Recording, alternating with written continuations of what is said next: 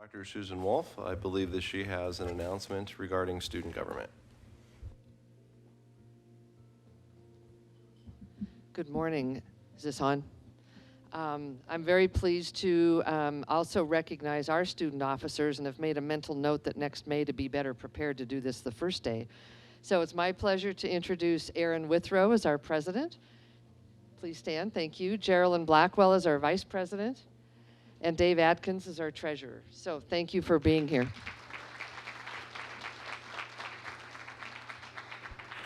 Dr. Limbaugh, I think that you've got a similar announcement. Well, in the spirit of making sure that you all know the quality and caliber of our student leaders, I intentionally waited till the second day to introduce mine. And if you all believe that, well, then we'll go from there. It's my pleasure to introduce the new president of the student body at Montana State University Northern, Mr. Andrew Potter in the back. Thank you, Andrew. And Dr. Limbaugh, just in case we don't have an opportunity at the end of today's meeting, thank you for hosting this. You've been a wonderful host, and last night was an outstanding event at the library. So thank you and your staff for doing a great job at this meeting.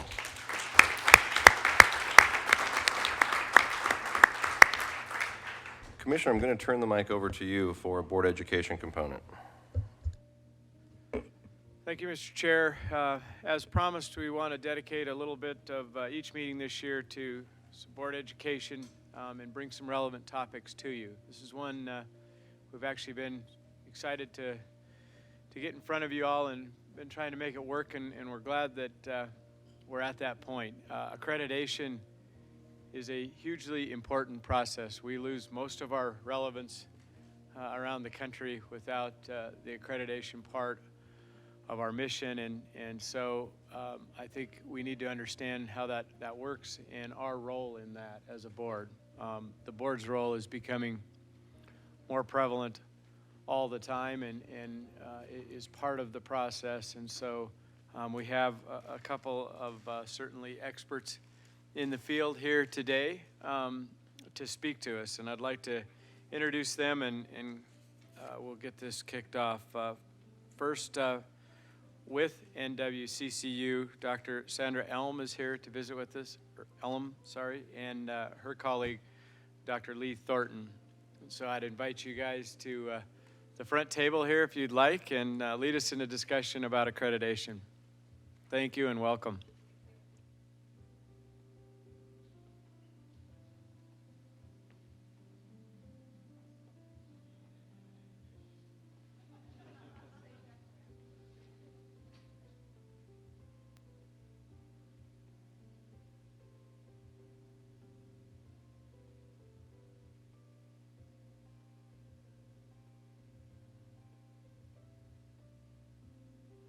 The floor is yours, please.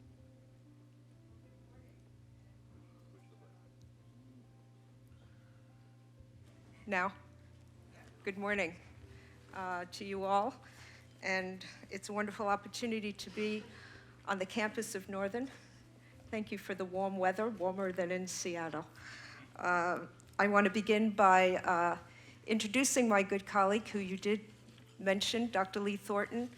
Dr. Thornton is a former commissioner on NWCCU, former president of Columbia Basin College, and is working with the commission on helping us to implement the new accreditation model, which is outcomes-based. And Lee, who I've known for many years, does not like when I say this, but I'm in Montana, so I'll say it. He is our mentor and our architect of this new model, and probably understands outcomes better than anyone I've met in my 30 years in higher ed. So we're grateful that he is with us. I'd like to just begin by thanking you, Mr. Chair, Mr. Commissioner, for inviting us here. And I'd like to acknowledge a couple of our commissioners. You're going to learn a little bit more about the commission. I'd like to begin by recognizing President Royce Enstrom, our president of the University of Montana, Missoula, who serves on our commission. I'm just going to mention the people from the great state of Montana. Valerie Martinez, the Trades Division Chair from Helena College of the University of Montana. Richard Littlebear, president of Chief Dullknife College in Lame, Montana. And I believe sitting behind me somewhere is President Jane Karras, the president of Flathead Valley, who was a former commissioner. Thank you. We understand, Mr. Chair, that we have about an hour with you this morning. What we would like to do, depending on whether I put on my New York voice or my Northwest voice, my comments will take about 15 to 25 minutes. Then I'd like to turn to Dr. Thornton for about 10 minutes. And then our goal is really to have a conversation with you all. And so we want to allow time for that. Your role is critical in the accreditation process, and we want you to have that opportunity. I've worked with hundreds of boards and have served on a board of trustees of a small college in Maine.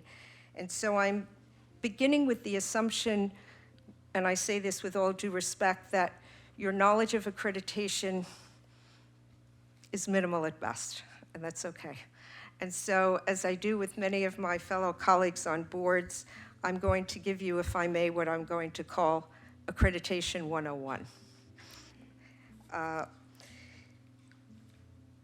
The Commission really has two goals with us being here this morning. The first is to share with you the Commission's expectations of what a governing board should be doing vis-a-vis the accreditation process and the accreditation standards.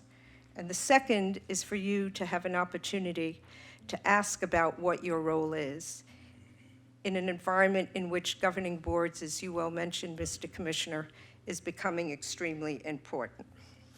All right, let's begin with Accreditation 101. There are two types of accreditation in the United States. We have what's called institutional or regional accreditation. That's the Northwest Commission's accreditation.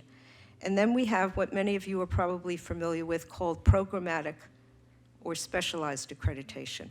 So many of our institutions have accreditation of engineering, nursing, teacher education, et cetera. The structure of accreditation in the US, regional accreditation structure, is that there are 7 regional accrediting commissions. There are 6 regions, but 7 commissions because there are 2 commissions in the Western region. They separate a commission for 2-year institutions and for 4-year institutions. We here in the Northwest do not. The other 5 regions, if you may be curious, include the North New England region, Middle States, North Central, which has over 1,000 institutions, and includes Arizona. And why Arizona is in North Central, I have no idea, but they are. And of course, the Northwest. Our Northwest region includes about 165 institutions. We accredit public institutions, private, 2-year, community colleges, technical colleges, 4-year liberal arts institutions, comprehensive institutions, research universities, and as you in Montana are so familiar, our very wonderful tribal colleges. Your own state exemplifies the diversity and the range of institutions we accredit. We accredit institutions with missions that differ. Missions is different as the University of Montana, Missoula, to Carroll College, to Chief Dullknife College, to Miles Community College. Yet, and we'll talk about this a little bit later on, we apply the same set of standards for the Northwest region to all these institutions. Hence, when you receive your letters that you're copied on, that I write to the various 8 institutions, we are referring to the same standards for accreditation. So who is in this Northwest region of ours? Well, we have 7 states, and we are the largest geographically speaking region in the US, and I'm very proud of that. Why are we the largest? Because we extend from Barrow, Alaska, a wonderful place if you ever want to get away, far away, and no one will find you or be able to reach you, in wonderful Barrow, Alaska, where we have Illicovic College, all the way south to Las Vegas, Nevada, almost 4,000 miles of territory. So our 7 states are Alaska, Idaho, Montana, Nevada, Oregon, Utah, and Washington. And we also now accredit, due to the choice and determination and decision of the Commission, institutions in British Columbia, Canada. Okay. What are the purposes of accreditation? You know your purposes, we know the purposes of our institutions. What are our purposes as the Northwest Commission? Basically, we have two fundamental purposes. One is quality assurance, or what many refer to correctly as accountability. That's our first purpose. Our second, which is equally important, is that of continuous improvement. Those are our two purposes. For our accountability purpose, the Northwest Commission serves as what is called the gatekeeper for the United States Department of Education. Our commission has to be recognized by USDE through a petition, a huge petition. I always like telling my colleagues at the institutions, if you think your self-evaluation reports are complex and comprehensive, you need to see a federal petition. We are being taped, aren't we, Mr. Chair? So, okay, I'll be good, don't worry. We have a huge petition that adheres to myriads of regulations, not many of which, as Dr. Thornton and I will tell you, refer to teaching and learning, but that's another story, that we have to submit to be recognized by USDOE. We take this gatekeeper function in all seriousness, very seriously, because we are protecting the public interest when we serve as the gatekeeper for USDE.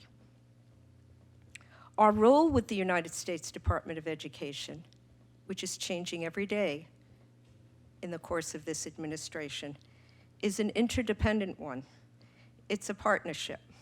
We can talk later about how that partnership is changing and how it's affecting you all as a board and our institutions, but it is a partnership.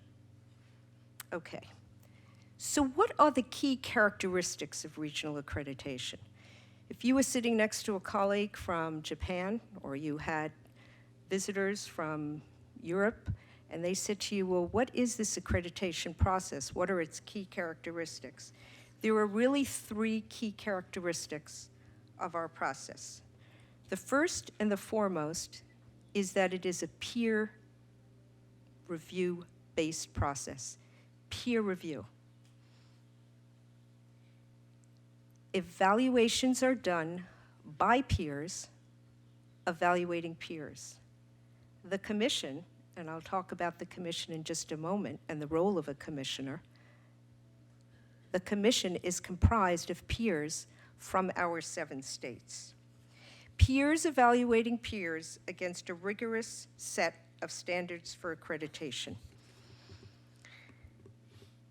Second key characteristic, we are non-governmental. It is true, I just said that we're recognized by the United States Department of Education, but we are a non-governmental entity. We are not a federal agency. We are not a state agency. We are not a local agency. And the third characteristic is that to some extent, and I say that this to some extent, you'll see why in a moment, we're voluntary. Over the years, in the name of full disclosure, I sort of qualified that third characteristic to say we're quasi-voluntary in the sense that if an institution wants to have and wants to be eligible for its students to have federal financial aid and for the institution to be eligible for certain federal funding, then it needs to have accreditation by a USDE recognized agency. But that, in essence, the peer review and the non-governmental are two of the three most important characteristics of who we are as a body. So who is this commission? When I write to you on behalf of the commission and President Enstrom says, I'm sorry I can't meet with you because I have a command performance, I have to go to Bellevue, Washington because the commission is meeting. What is he talking about? This is what he's talking about. The Northwest Commission is composed of 23 commissioners, presidents, academic administrators, faculty, and at this time, 3 public members. The president of the commission, myself, is a voting ex officio member. The public members are critically important to us.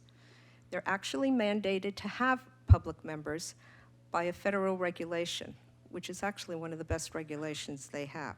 Who we choose, of course, is up to the Northwest region. Let me just share with you briefly the names of these individuals who serve us. One of them is from your great state. Hardy Myers serves, former Attorney General of the state of Oregon. David Thompson, an attorney with a prestigious law firm in Seattle, Washington. And your very own incredible Lynn Etchert, Chief of Staff, Montana Division, Blue Cross Blue Shield of Montana.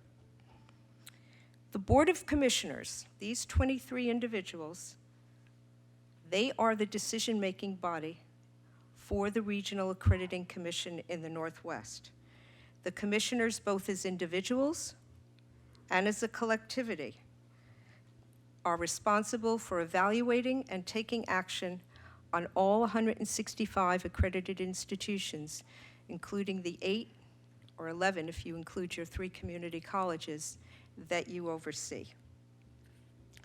They take actions based on what? They take actions based on institutions' reports that are followed by evaluation reports that are put together by peer-based evaluation committees, and then they take actions based on their own conversations at a commission meeting. It is a very methodical, very rigorous process. The workload of the commissioners is extraordinarily heavy. The occasional observers that we might have who attend a meeting are in awe, really, of the in-depth analysis that our commissioners undertake in understanding the extent to which each institution is meeting our standards for accreditation. Approximately 50 actions are taken at any one given meeting. We do not, at our commission meetings or ever in the accreditation process, rank our institutions. We have been asked over the years, for decades probably, way before I even got into accreditation, could you tell us if Paul University is really just a little bit better than Clayton University? Come on, Sandra, you can tell us that. And I say, no. And then they say, well, can you send me an email and just tell me? No. But don't you rank? No. Are you going to tomorrow? No. Why not? Well, how much time do you have to understand the complexity of it? Or I can give you one sentence. That's not our goal, to compare, to rank, to rate. Our goal is to enable the institution to be the best it can be and to meet to the fullest extent possible its own mission and core themes and educational objectives, and meet to the best of its ability the standards for accreditation. So when we evaluate, when the commission evaluates the institutions under your purview, we do not compare Billings with Helena. We do not compare Bozeman with Missoula. We do not compare Missoula with the University of Nevada. We are looking at each individual institution, and this is part of this unique process, and what we have to have the federal government understand, and our congressional leaders, that we are looking at the performance of each institution. Okay. Let me share with you 5 components of the new accreditation model. The first important component of this new model that we implemented in 2011 is that it is outcomes-based, more so than ever before. I'm going to let Dr. Thornton speak to that in a moment. The second key component is that it is a more systemic and holistic model. Rather than looking at silos, we are looking at the interdependence and the integration of the programs, the operations, and the functions at the institution and looking at it in as holistic way as possible. So we don't just now go in and evaluate the library, although the library still remains an extremely important component of the institution, but rather we're looking at the library and how it has an impact on and is integrated within and drawn upon the educational programs of the institution. The third change or component has been that we've gone from a 10-year evaluation cycle to a 7-year evaluation cycle. At first, institutions were going, oh my God, they're going to come every 7 years instead of every 10 years. But now the good news I can say, and I think I speak for most of the institutions, I'm not that Pollyannish that I would say I speak for all, but for most of our 165 institutions, that they see this model now as a more ongoing, systematic, integrated part of the fabric of the institution rather than, oh, the evaluators are coming, let's prepare, they're here, we go to the commission meeting, thank God we can breathe, they're not coming back for another 8 years. We want to make this more part of the strategic planning of the institution and the whole fabric of it. We used to have 9 standards, now we have 5. For time purposes, I won't go into them because I'm actually going to distribute copies to you before we go. There are 3 reports, and this you should all know as the governing board. There are 3 reports that all our institutions have to do during the course of the 7-year cycle. All the institutions throughout the region. The first is what we call the Year 1 report. It's a report, no visit. It focuses on the mission and the core themes of the institution. The second report, which comes, what we're going to be changing to call mid-cycle report, comes around year 3 or possibly year 4. It used to be focused on standard 2, but now what it is going to be is looking at how the institution is doing in terms of assessing outcomes.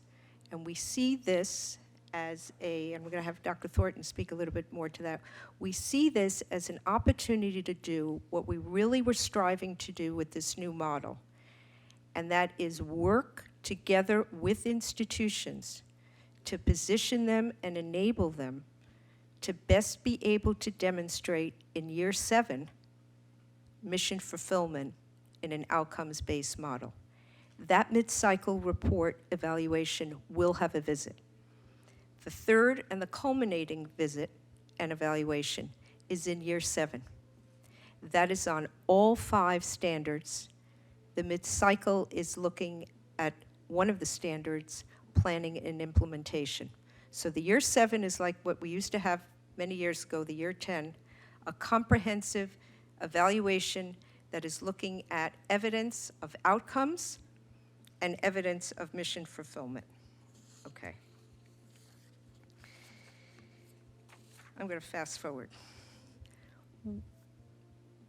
What should you as a board, as the governing board, responsible ultimately at the end of the day for the institutions you govern,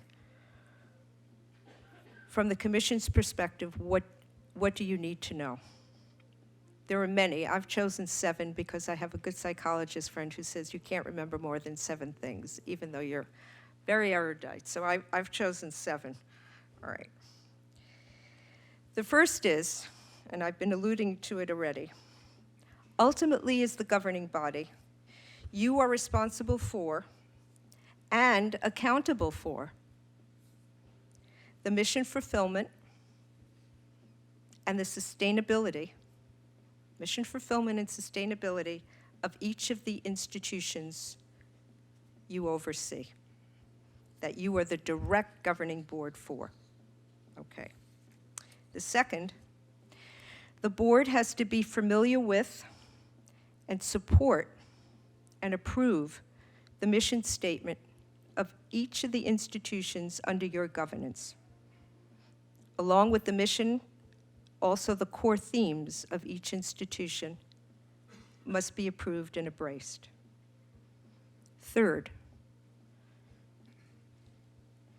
and this feature is very distinctly American, which I'm very proud of, having done a lot of work around the world. The board needs to demonstrate its understanding of and support for recognizing the distinction between the role of the governing board and the role of the president and CEO of each of your accredited institutions. Standard 2A, governance, which I'm going to distribute to you, it's on our website, are the guides to help you understand what our standards are in that particular arena. There needs to be an appropriate arm's length relationship between the board and the president of each accredited institution so that you all are dealing with the governance and they are dealing with the administration and the execution. And it's essential that these roles be honored because they're distinct and they're really the fabric of not only accreditation, but of American higher education. 4, the board is ultimately responsible for ensuring that the institution has the resources to support its educational programs, retain and attract qualified faculty and administrators, and support an appropriate infrastructure to support programs and enable student success. 5, as the governing board, you need to be able to articulate to the public the distinctive missions and the distinctive roles, and there are distinctive missions and roles, of the various institutions under your purview. 6th, and this is hard, not just in the state of Montana, but in states where the governing structures are like your own state. The board is really the buffer. The board is really the buffer between the individual institutions you govern and the state as a whole. And you represent, because you are the governing board, you represent the interests of the system and the interests of the individual institutions to the state. So my hat's off to you, because your role is a complex role. Your role is a complex one, a significant one, a dynamic one. And lastly, the board is ultimately responsible for ensuring the integrity of each institution and the integrity of the board as you go forward. This sounds like a tall order. It's a critical mandate, but it's a mandate that I would say, and I think you all would join me, is distinctly American and uniquely American. And it is leaders like yourselves who serve on these boards who really keep American higher education strong, and you protect day by day, as the Commission tries to protect, institutional autonomy and academic freedom. So I'm going to stop there, and then I'll have just a word or two after we have a conversation. And if I may, Mr. Chair, turn to Dr. Thornton. Thank you.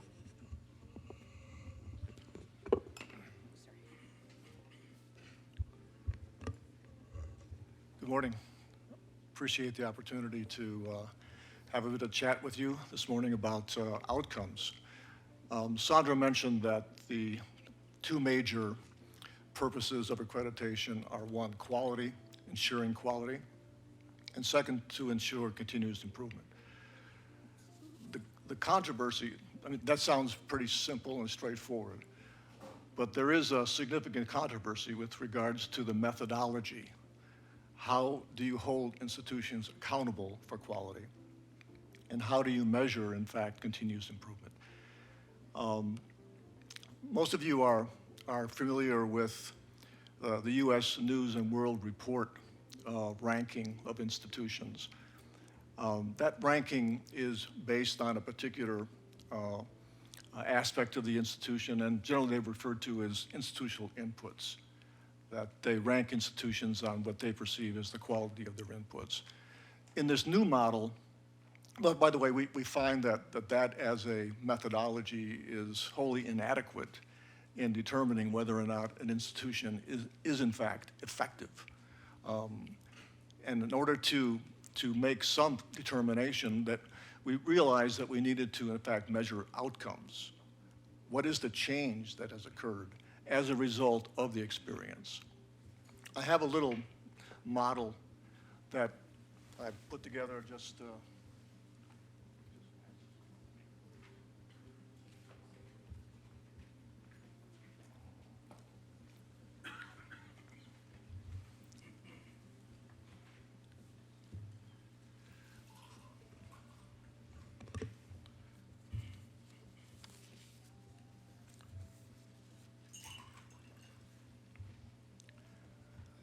I just refer to this as an accreditation logic model.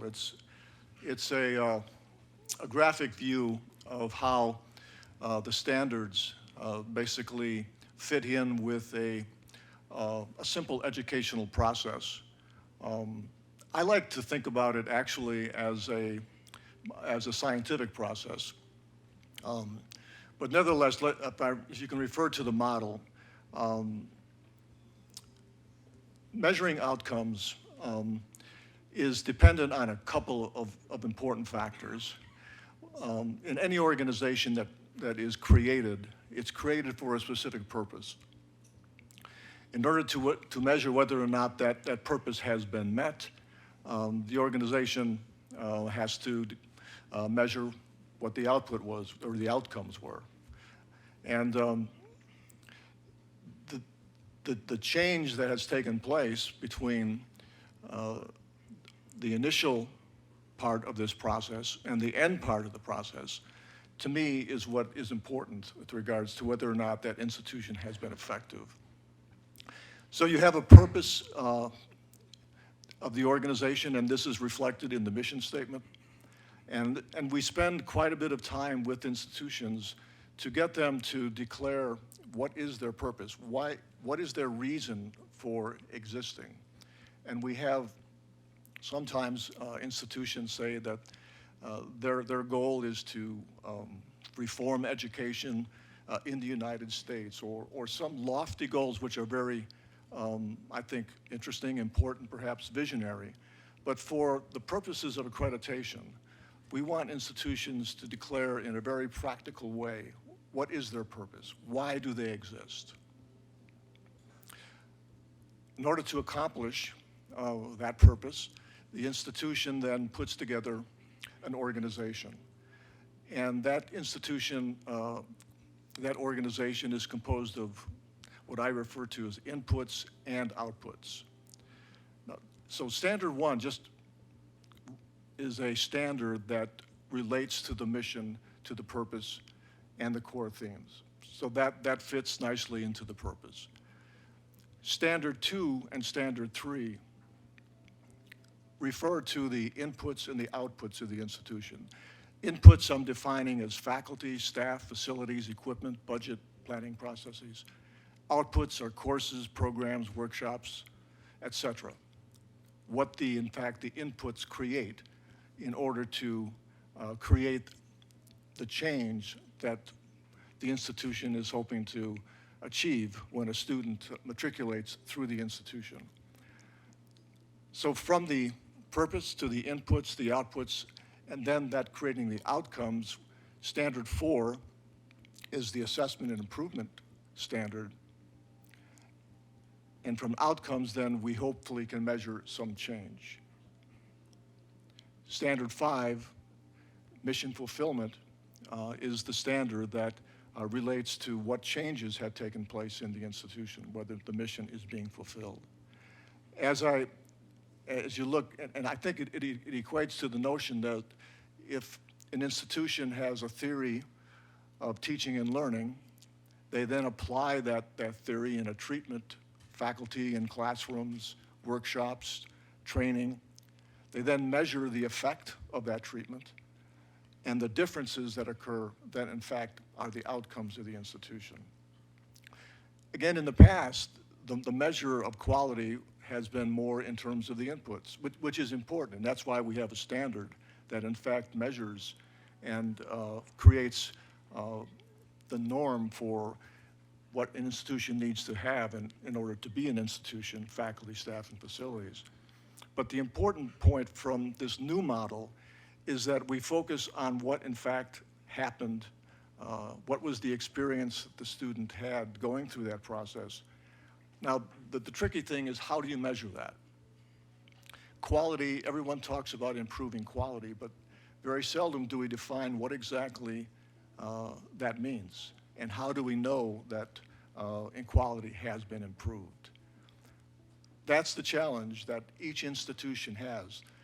The commission does not dictate to an institution how to measure quality. It doesn't tell the institution how much quality needs to change, but they are asking the institutions to effectively measure what went on during this educational experience. Teaching and learning is the one mission that is common to all of the institutions that the Northwest accredits. So we focus on teaching and learning, and we want to understand what kinds of learning outcomes were achieved by the institution, vis-a-vis the student experience. We are in the early stages of this model. We are finding that institutions are now embracing the model, because what it's trying to do is, in fact, complement what each institution is already doing, and in which you as a board expect that the institution evaluate how effective they are. So if the accreditation model is a complement to that, then it, in effect, is really no additional work. It simply is another way to express what the institution is achieving. I think oftentimes accreditation was a process that institutions felt was imposed upon them from the outside. This model tries to say, look, we're all in this together, and we want to demonstrate how much learning has taken place within the institution. So that's basically my 10 minutes. Thank you, Lee. If I may, Mr. Chair, before we just open it up for conversation, I thought of one thing that in flipping too fast through my notes, that I didn't want to mention, that it's important to you all. When you receive letters from me on behalf of the commission, you will note that you see recommendations that have been cited for institutions. Recommendations are the norm. Recommendations are common. Our two functions, remember I talked about earlier, are accountability, quality assurance. That means holding our institutions up to complying, I hate that word, but complying with our standards. That's one form of a recommendation. The institution is not in compliance. Another form of a recommendation, and one that is far more common, and we use, is that of saying the institution needs to improve in a particular area. So when you all are copied on these letters and you see 2, 4, 6, maybe even more recommendations, this is not impending doom. This does not mean that institution X is, going south, so to speak. This simply means that the institution has areas in which it either needs to come into compliance, we're fulfilling our responsibility, the institution is going to fulfill its responsibility, or, on a more positive note, that the institution needs improvement. So I wanted to be sure, because that's new to you, and I know all of you don't receive those letters, but you might see it in your deliberations, that is very common. And were we not to have those recommendations, then in a sense, all the time and effort that we spend at campuses and having evaluators, and I want to thank all the evaluators who I know are sitting behind me who really make the process. I won't name them all because I don't know all of them who are here, but from all of the wonderful institutions in Montana who sustain this peer review process. But if we weren't to have those recommendations, we were just to say, oh, you're doing great, you know. They used to accuse us of the old boys network. Never what did, the old girls network, right? Anyway, but you know, if we just say you're doing great, then you know the presidents wouldn't have any feedback for how to improve. So I wanted to be sure I shared that with you.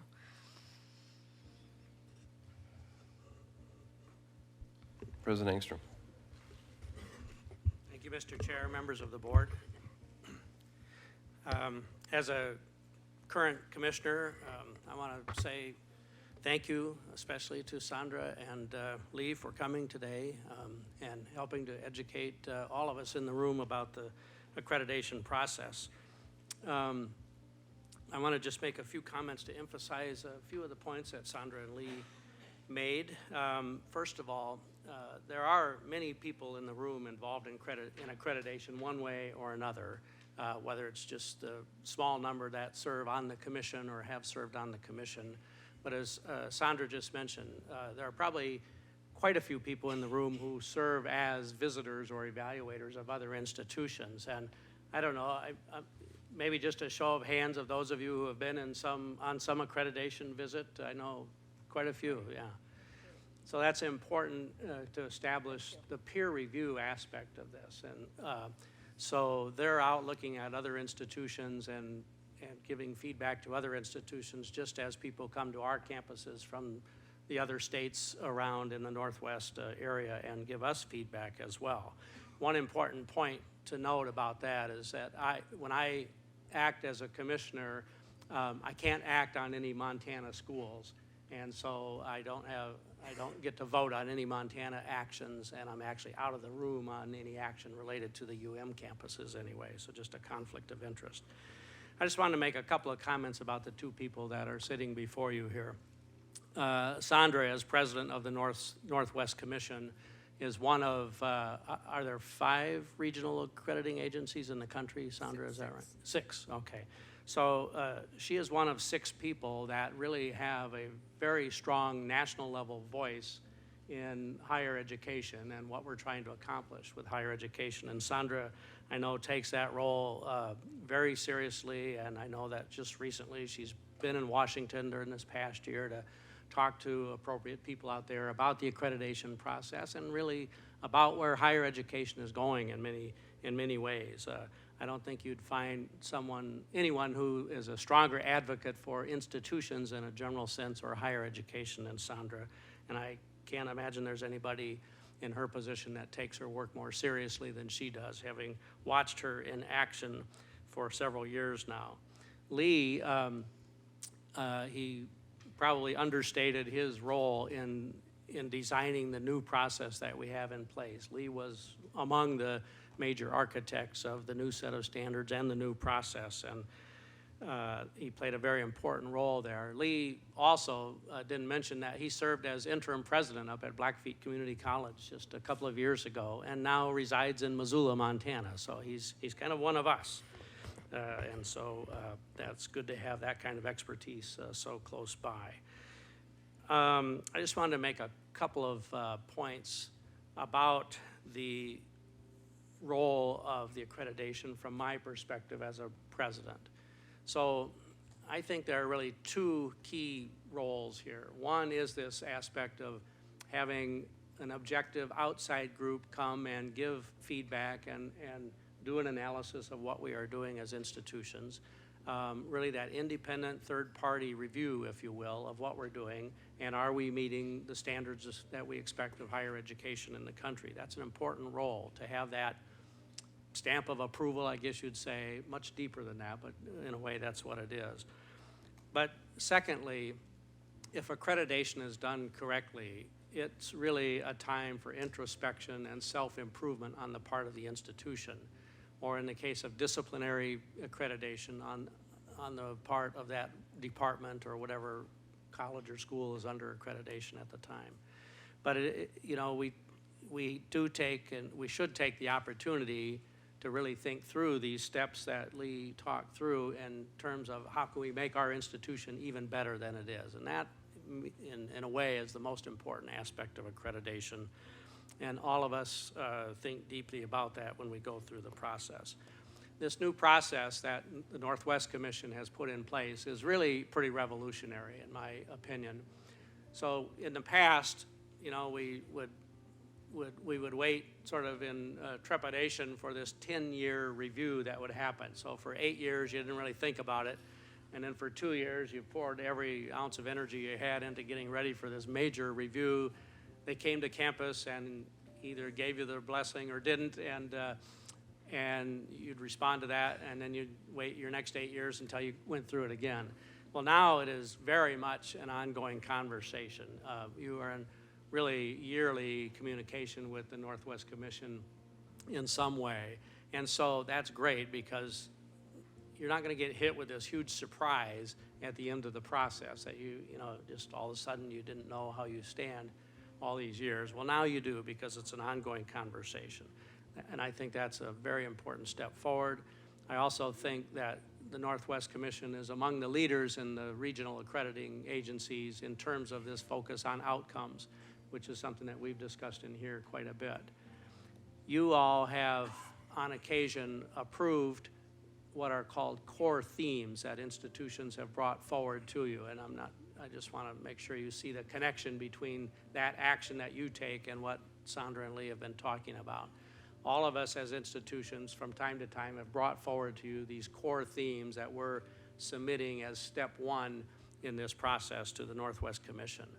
And that ties in so nicely to the conversations that you as a board have had over the past years about the missions of our institutions and the individual roles and the wondrous diversity of institutions that we have and the roles they play.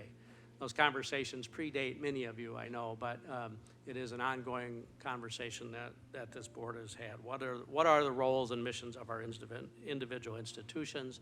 That ties in directly with what Sandra and Lee are talking about here today.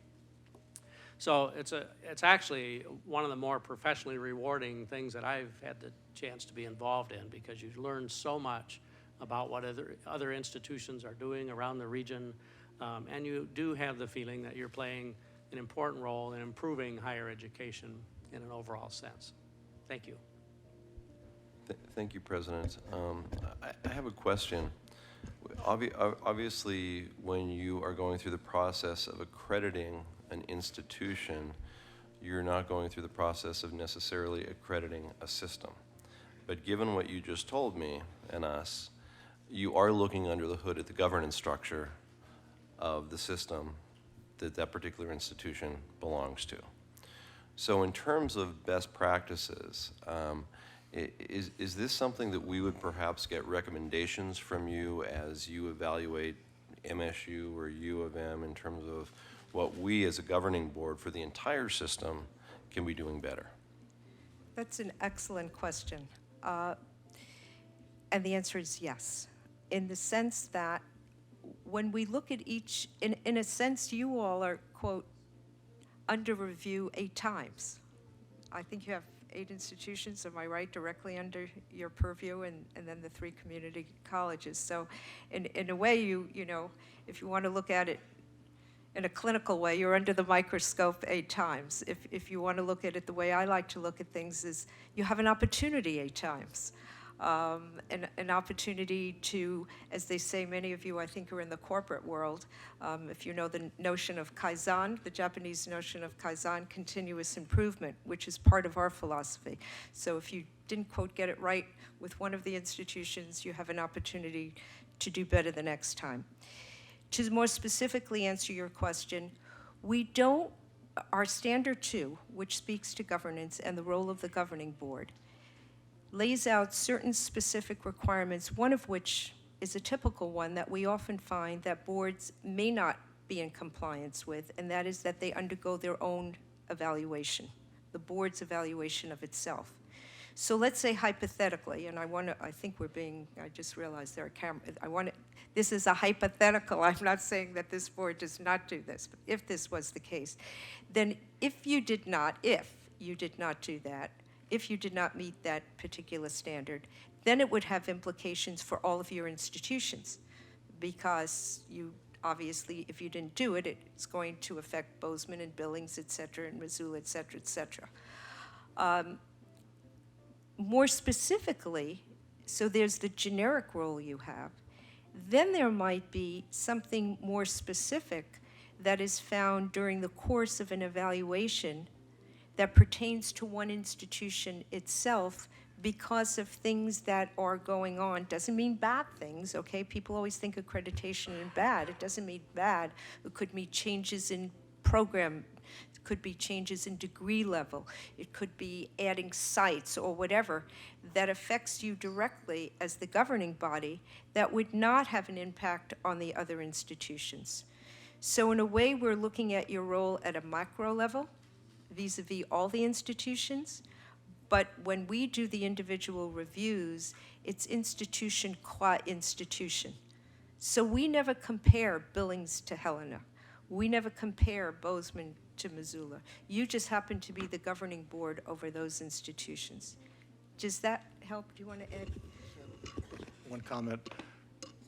The issue of the chain of accountability is one that we discuss. Ultimately, who is responsible for mission fulfillment? Now, you delegate to presidents the operation of the institution, but you can't delegate them the responsibility for your role in representing the communities in which those institutions are serving. So one of the questions that we try to talk among ourselves is that really how do you hold the board accountable for, in fact, if an institution is not meeting its mission, and then what processes would follow that. So in a way, each of you, this Board of Regents holds accountability for the mission fulfillment of all of the institutions in which you govern. And I think from that point of view, it's an incredible responsibility you have. It is. If I could just add, it's an incredible responsibility, and it's one that is actually, as you probably all know, being looked at throughout the country, but also in our own region, as to the efficacy. And I don't say this in a subjective way, in a judgmental way, but the efficacy of having a board oversee so many different institutions. For instance, in Oregon now, each institution, each university, and each of the institutions, through legislation that has been, to use the correct verb, fought for, if you will, for many years, has now been established. It's hard for you as a governing board, but the reality is you have to, and you do it, I think, well, to distinguish between the mission of X institution and Y institution, and to know that if one of your institutions has a research function, et cetera, that it's going to have different needs than other institutions. So your role is a complex one. Thank you. Yeah, Regent. You spoke about how, say, U.S. News and World Report, how they use their analysis to judge the value of different institutions. Do you know if they are going to begin integrating an outcomes-based model into their analysis instead of the input-based model, as I understand they've been utilizing? I'll let Lee. No, I don't. I think that's. The fact is that measuring outcomes is very difficult in a complex organization like a higher ed organization. And so I think the default position has been to evaluate inputs. That's much easier. How many books in the library, how many PhDs in the faculty, et cetera. And we're not saying that's irrelevant. I mean, that is important. Obviously, we have standards, in fact, to evaluate that. And you can't become an accredited institution unless you have those kinds of inputs in place. But I don't think that that anytime soon that the World News and Report will be developing an outcomes-based model. Because the question is, what is a satisfactory outcome? You know, that's really a question for the regents. You know, what is a satisfactory outcome for an institution? And how do you, in fact, know whether that's sufficient? What is the sufficient evidence to demonstrate accountability? And the Northwest isn't going to, if I may speak, define that in specific terms. We're asking the institutions to define that. And then from a professional point of view, it's evaluated. You know, just one point, I served on the commission at a time when George Dennison was on the commission. And George was an extreme advocate for outcomes. I don't think there was an institution, maybe Jane, I think, was on the commission at the same time. Not one institution ever passed through that process that didn't get dinged on outcomes. Because George was there. And in all due respect, I mean, he was right. Because institutions have a difficult time in determining what are the appropriate ways in which to measure outcomes. So, I mean, it's a very good question, and I think at the national level, we should pay attention to what they're trying to do, what they're trying to impose with regards to national standards. And we all need to protect our regional accreditation, because that's the process that allows each institution to demonstrate its effectiveness in the context of its own institution and not some national standard that may or may not apply. We hope George isn't listening. We never want him to think he's right. Regent Krause. Thank you. So I always feel like when we get this far into the soup, I'm a little over my pay grade. But my question, so I just heard you say that they went to separate boards of trustees in Oregon, or boards of regents in Oregon, and yet what we're doing here, I think, every time we meet is to try to integrate all the institutions into the whole, right? And we talk all the time about even integrating K-12 into our system, right? And with concurrent enrollment and with transfer of credits and with same common course numbering and all of these things that we're doing to sort of make us a system, very different from siloing each institution. And yet the thing that I always think about is how that fundamentally changes the nature of a graduating of a Montana State University or a University of Montana education. So when you come in and you evaluate an institution and us, how do you switch between those two models, the silos where you're looking at the institution? I mean, you just said it's difficult for us to do, and I think we're trying to do it as a whole. Talk to me a little bit about that. I hope I've put enough out there to make it a question. You know, because, I mean, we're taking credits now, MSU is taking credits from, Right. you know, community colleges, from high school, from, you know, so that's the opposite of siloing your institutions, right?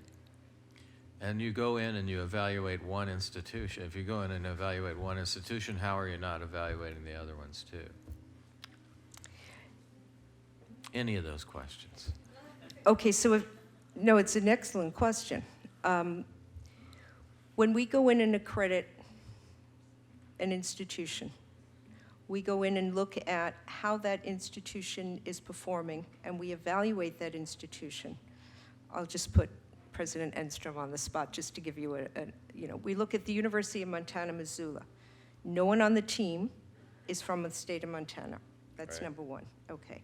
We will look at how the University of Montana, Missoula, not the other institutions that have the name University of Montana affiliated with it, only Missoula, okay, in terms of its mission and core themes and all the standards.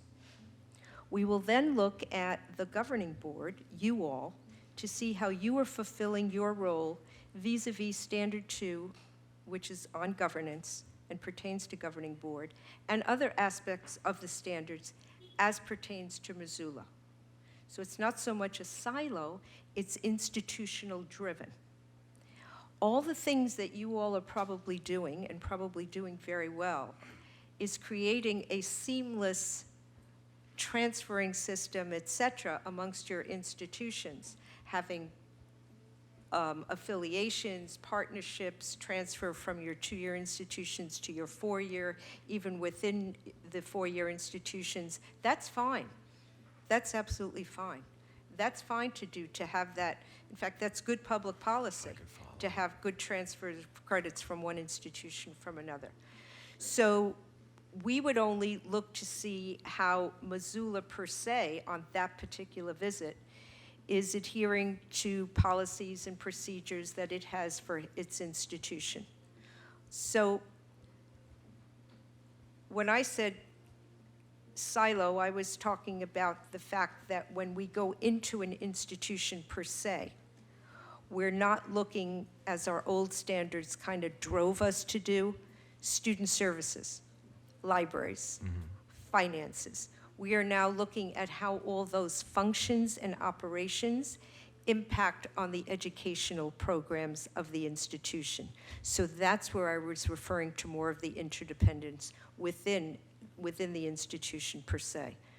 So I don't think there's any antithesis or anything antithetical between what you're saying and what you're doing and what we're asking for. Right, and I guess what brought it to my mind and what I think about it a lot is because we hear it from the faculty, right? I hear it from the faculty that we're changing quality. And you mentioned the term quality many times in this last hour. So yes, well, that's what we're about. That immediately, the two things immediately relate, right? The quality of Montana, of the University of Montana, and how it relates, and are we changing the accreditation possibilities when we take the 2-year courses or the 2-year professors or even the high school teacher with the master's degree and the 9 credits. I mean, any of those things, it's the quality issue, right? That's the key issue, and you're coming in and evaluating that in some way. Right. And the flip side of that is we're hearing a lot that says what we're doing, it may be downgrading the quality. So I'm trying to see if there's any connection there. Downgrading the quality by doing those other things you just mentioned? In other places, rather than doing them at the institution that you're evaluating, right? The one institution that you're evaluating. Well, it's, to use a term we used to use when I was in grad school, some organizational things are messy, and I say that respectfully. And they're sometimes ambiguous. I'm comfortable with ambiguity, theologically speaking too, but No, but so things can be,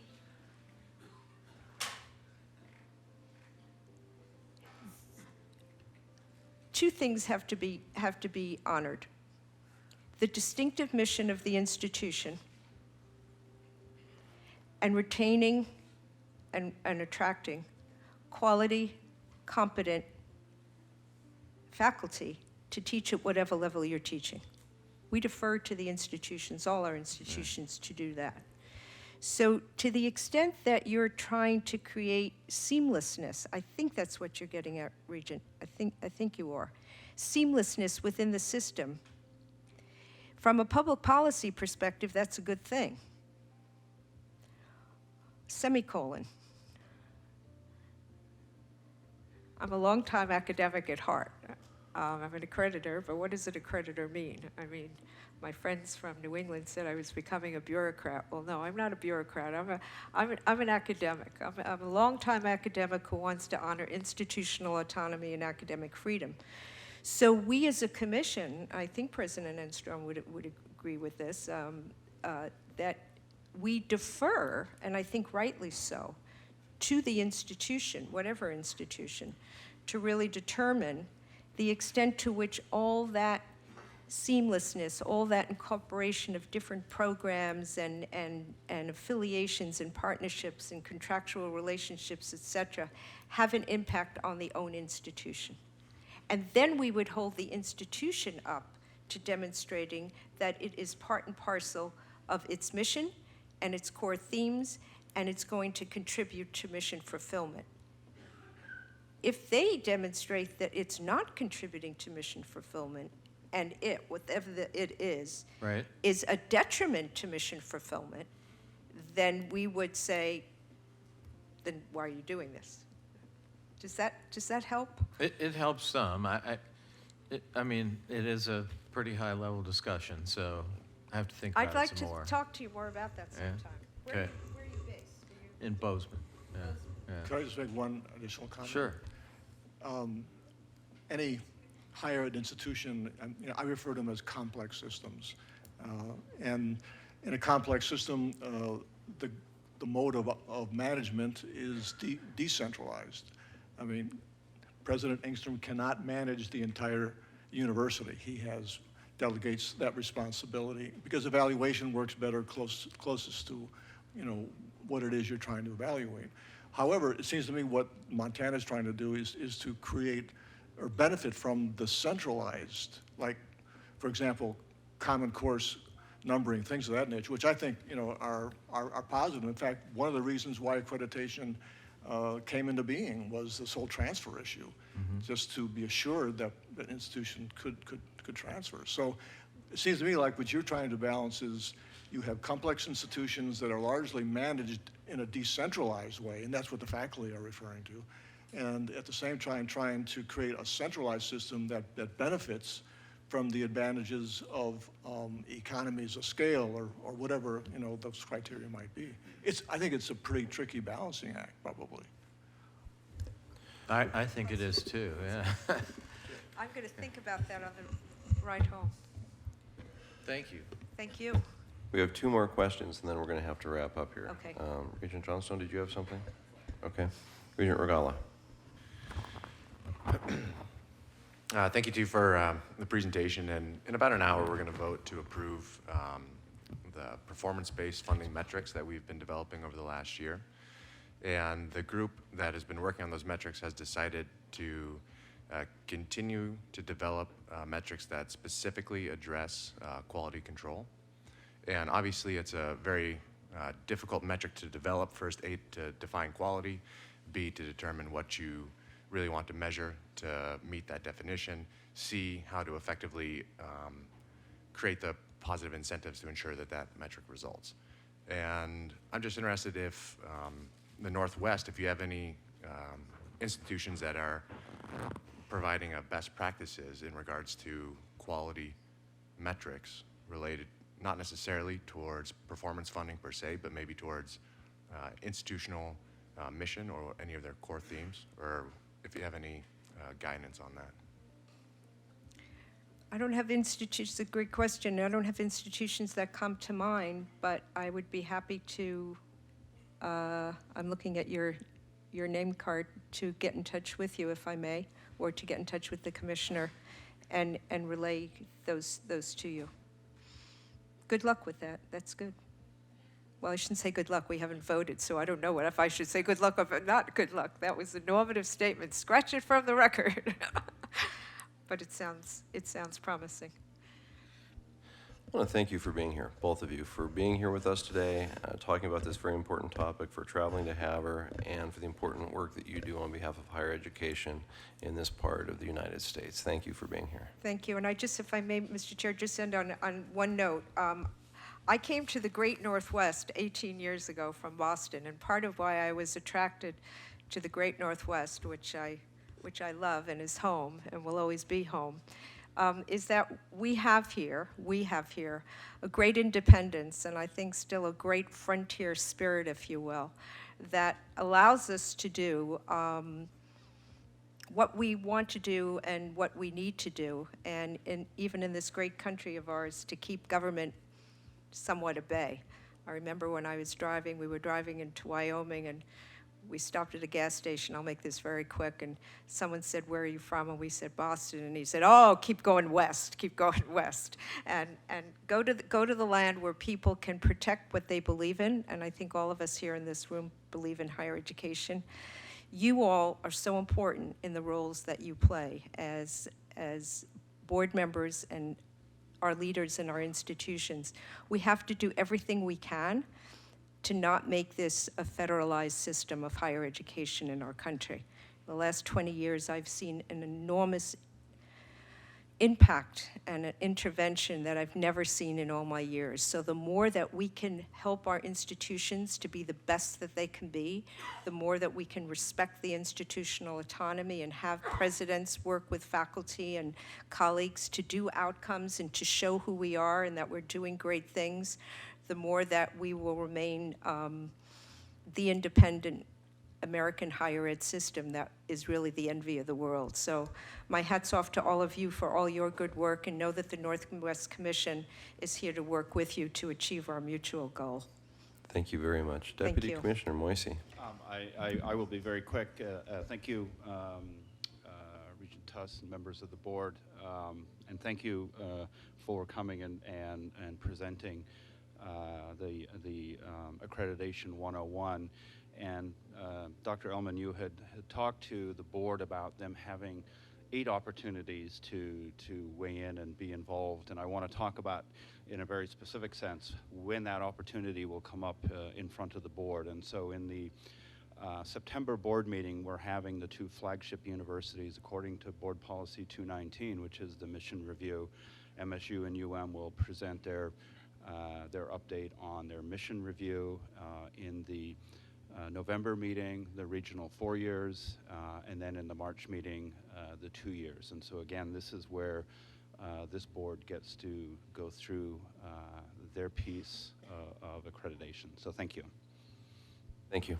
Thank you very much. Thank you very much. Take care. Have a good Memorial Day.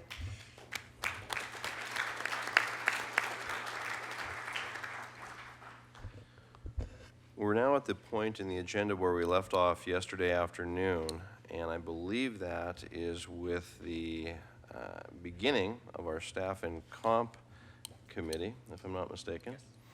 So at this point, I'm going to turn the mic over to Regent Robinson.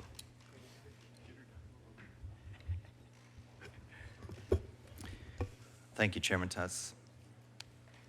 We'll go ahead and get started. As those of you that were in attendance yesterday recall, we have a pretty short agenda here. We covered part of it with the Montana Campus Compact update yesterday on the informational item. We have a number of consent items that we want to go through. We're not going through each one of these since it is a consent agenda. And then we have a information item that we want to cover as well. So what I'd like to do at this point, and first of all, as we get started, a couple things. One was we had an excellent breakfast discussion yesterday with staff representatives, and we really appreciate that input. I think it was very enlightening for the board members, for the commissioner's office there, to hear directly from the staff representatives. The survey that you all did was excellent. We certainly appreciate that, and being able to put your responses and outcomes in a concise format here for us to utilize is going to be great to help with our discussion. So we want to thank you for that effort. As we get started, I'd like to also thank Deputy Commissioner McCray, who has helped to staff the Staff and Compensation Committee. He's been excellent to work with, and at this point, I would like to turn the discussion over to Deputy Commissioner McCray. Thank you, Chairman Robinson. Members of the board, the Staff and Compensation Committee is the time where you as governing board members wear your hat as the governing board of a large Montana employer. You employ approximately 8,000 employees across the system, all funds, or approximately 5,000 employees across the system, current unrestricted funds. With regard to the consent agenda that you will vote on, included on the consent agenda are 4 labor agreements, as you see, and the board ratification of these 4 labor agreements, when the board does act, will constitute the final contract settlements for this biennium, which is good news. So between last September and this meeting, the board will have ratified 24 collective bargaining agreements that have been ratified by faculty and staff unions. Probably should not let that point pass without noting the great work on all sides that it takes to settle 24 collective bargaining agreements in the time span that the university system has done that. So that means on the union side of the table, great work by union staff, agents, and consultants, and great work by university system employees who represent their colleagues in the union role of collective bargaining, the HR directors on all the campuses, the other managers who join the HR folks on those collective bargaining teams. It really is a team effort, and has been well done. And I would also like to extend thanks to Jackie Salveson in the Commissioner's office, who works with us, and she represents and leads the negotiations of the 15 classified staff contracts. I should mention that in addition to the settlement of the 24 open labor agreements in the system, that we are also working on a productive effort that is unprecedented and ongoing. And that is members of the board who have served for at least the last couple of years might remember that a group of graduate students at Montana University, or Montana State University, petitioned the Department of Labor and Industry a couple of years ago to form a union. And that was effort was administered through the regular process through the State Department of Labor and Industry Board of Personnel Appeals. And the outcome is that there were some issues to iron out, but the university system and Montana State University do recognize the group of graduate teaching assistants and graduate research assistants at MSU as a collective bargaining unit for purposes of bargaining. So we are engaged in collective bargaining with that group right now. We have met a couple of times. We've got another bargaining session scheduled next month, and we have the 2 teams sit down to the table just like a regular collective bargaining effort would go, and we are working on a number of issues, policy, procedure, and other compensation issues as well, workload, stipends, and so forth. With our open labor agreements settled, and this board meeting serving as sort of the biennial launch of the university system's budget efforts leading up to the next legislative session, Chairman Robinson and Committee Member Albrecht and I thought that we could provide some context for where we are or where we're going in the biennial process. And specifically by that I mean, where does input into the budget process occur by university system faculty, staff, and professionals and so forth? Where does input into that process occur with specific regard to compensation and other employment type matters? How do university personnel know that their interests and concerns matter and are heard by you as the governing board of the university system? And as our budget efforts and advocacy moves forward, working with the governor and with the legislature. Well, Deputy Commissioner McCray, if we could, if I could interrupt for just a second, I'd like to take care of the consent agenda first, and then we can talk a little bit further about those items. Well, I don't have anything to say about the consent agenda. You were right when you said we don't speak to it. No, the items that we have on there, we actually have at least explained those, the labor agreements that we have on there. So what I'd like to do is at least have those move forward, and then just as a point of action here so that we have that taken care of. And then we'll continue on. Sorry for the interruption there. But what I'd like to do is just confirm, and we do have a small committee, Regent Albrecht and myself, regarding the consent items, though, is it the will of the committee in order to move these items forward for a vote later on this morning? All right, thank you. Now, if we could continue on, please. Thank you very much. And as always, Mr. Chairman, feel free to pull the plug a little earlier, and I'll just, thank you. The staff and comm committee thought that we could provide some very brief review that is relevant to as the board moves forward and with new regents on board and we have talked individually with regents about this background as well, but you as a board sitting down, this is your first chance to really, with this board, talk about recent initiatives, efforts, and the future and ongoing steps that we take to secure resources for faculty and staff and to help ensure that our campuses are able to competitively recruit and retain the good folks who serve students.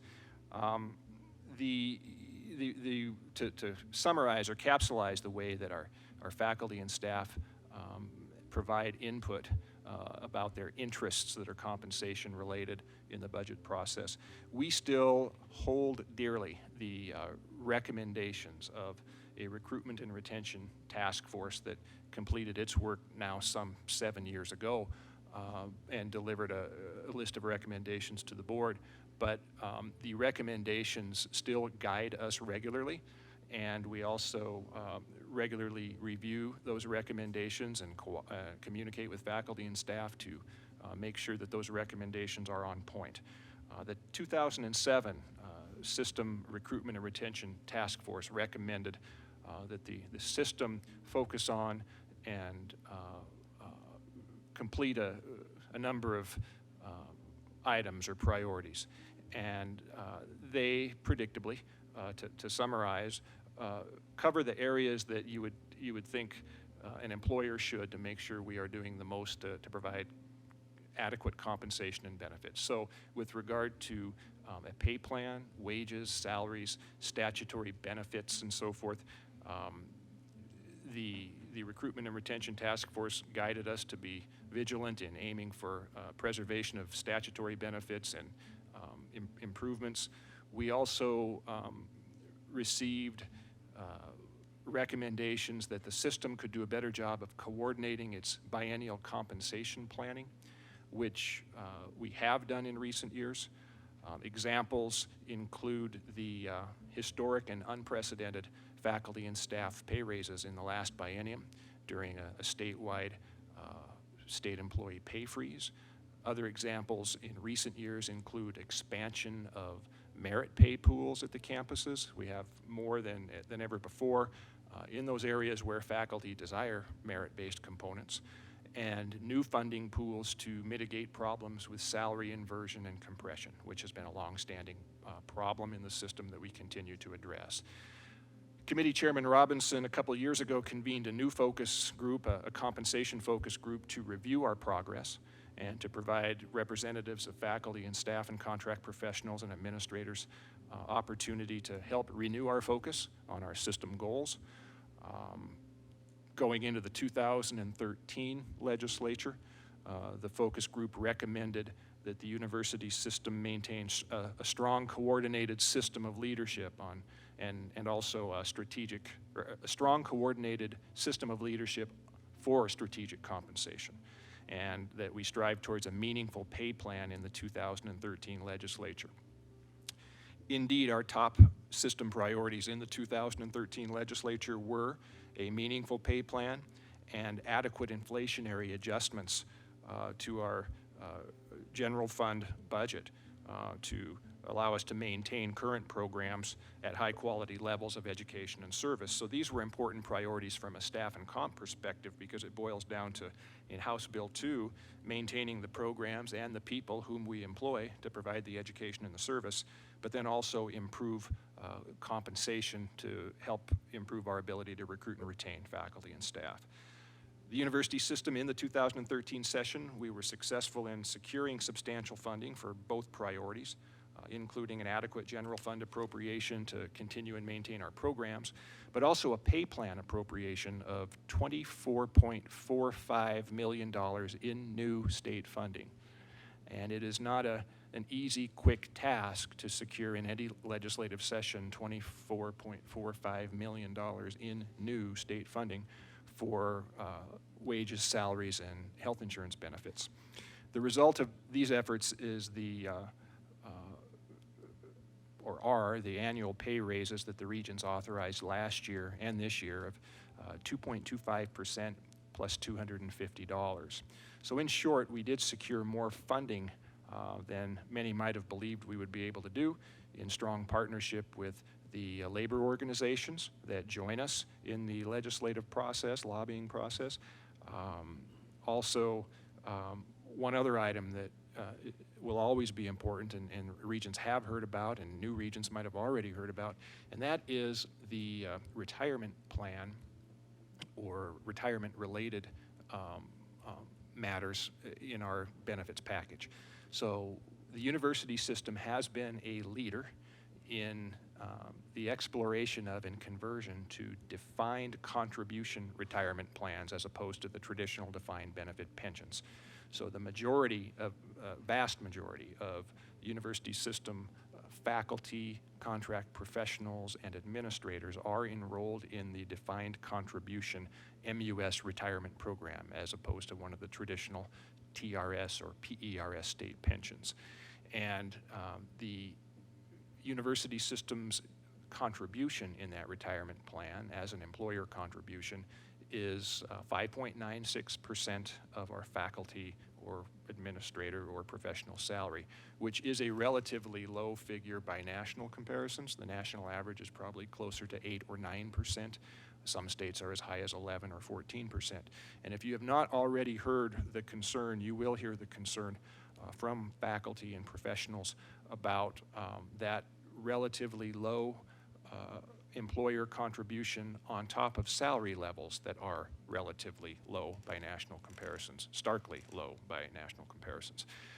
While there was no improvement in the last legislative session on the benefits level, for instance, you know, there have been bills usually submitted by and or prepared by and advocated strongly by MEA MFT for increases in that retirement contribution. A few years ago, it did increase from 4.96% to 5.96%. While there was not an increase in the last legislative session in that benefit, a lot of people might not know the degree to which the university system and MEA MFT worked closely together in part of the pension legislation to, at a very late hour, dodge about a $10 million bullet that would have, I won't get into the details of the actuarial mechanics of this, but for every employee in our defined contribution plan, the university system as an employer also makes a contribution to the traditional defined benefit teacher retirement system pension. And there's a whole history behind that that I won't go into. But there was legislation that would have increased substantially the employer's required supplemental contribution to that defined pension plan, and it would have been about a $10 million hit. And at the late hour, hard work by MEA, MFT, and commissioner's staff, in particular Commissioner Christian, Mick Robinson, and certain folks with Marco Ferro's organization, we were able to get an adjustment, save $10 million, and clearly without that kind of vigilant effort, having $10 million less to work with, there's no way we would have been able to enter into those pay raise agreements for this current biennium anywhere nearly as high as the 2.25% and $250 if we were not able to dodge that $10 million bullet. So that's an example of sometimes even when it appears that there are not visible substantial increases in benefits, people are hard at work 24 hours a day during a legislative session to make sure that they're not getting further eroded on either side. Lastly, to wrap it up in terms of the input, the way that we stay aware of and committed to faculty, staff, professional and administrator feedback. One of the key points that comes up time and time again that's not so much a pay issue, it might have an economic impact, is the issue of professional development and training. And this is a point that Regent Robinson and Regent Albrecht thought was important to bring up, since we do hear it from employees a lot, that employees care a great deal about the opportunity to be trained, to receive more professional development and be updated in their jobs, in their trade, in their profession. And we know that at the campus level, in the precious balance of resources that our institutions do provide as much training as possible, and in some cases, in recent years have even, if not hired training officers like some have, maybe designated to certain staff a portion of their duties to be a training coordinator. So the resounding message over the years is that employees value that, are interested and eager to become more proficient in their job and be capable to step up into new leadership positions when opportunities arise, and consistent with your focus as a board and our focus as a system to do the best we can to cultivate and grow our own. This professional development interest is still high on the front burner, or close on the front burner, I guess it would be. So Regent Robinson, Regent Albrecht, does that summarize kind of, we had a committee meeting earlier this week, and those are the areas I believe that you wanted us to hit?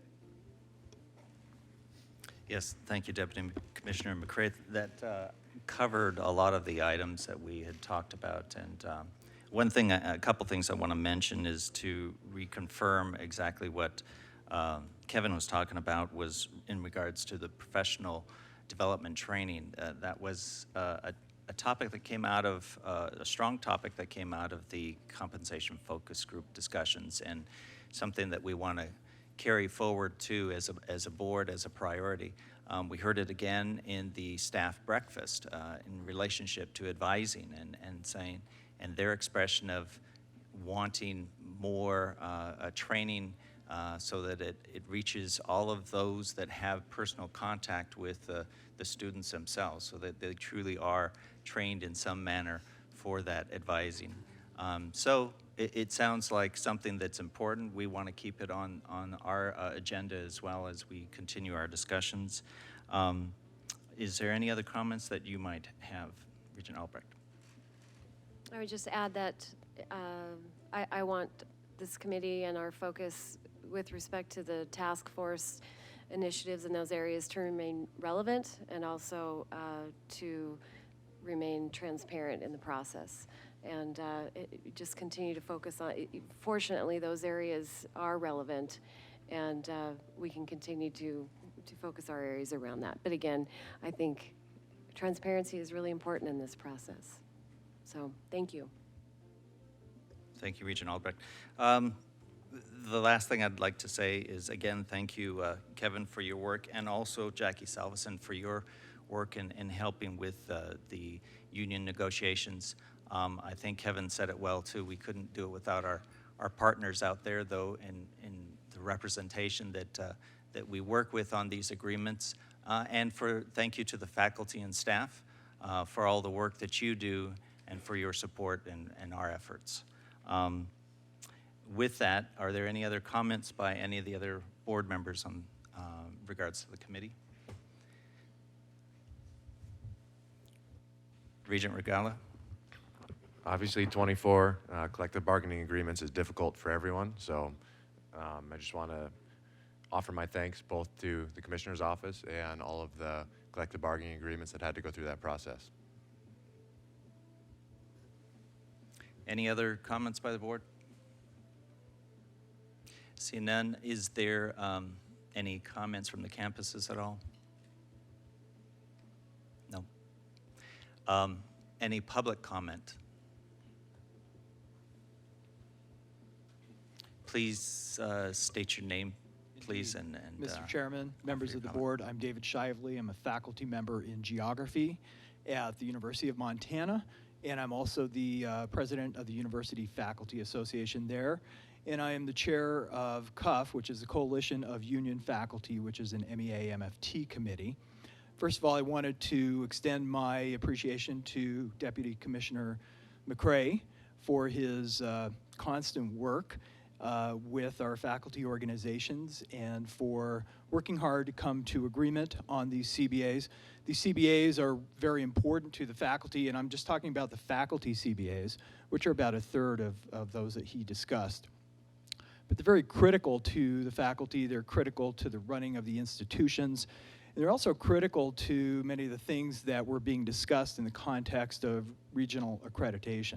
So our CBAs, in fact, work well to ensure quality in the institutions. They include a rigorous faculty review component, which speaks to the quality issue.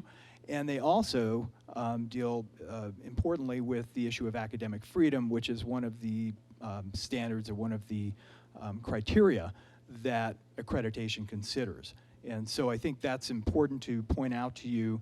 The CBAs are very critical in that particular role.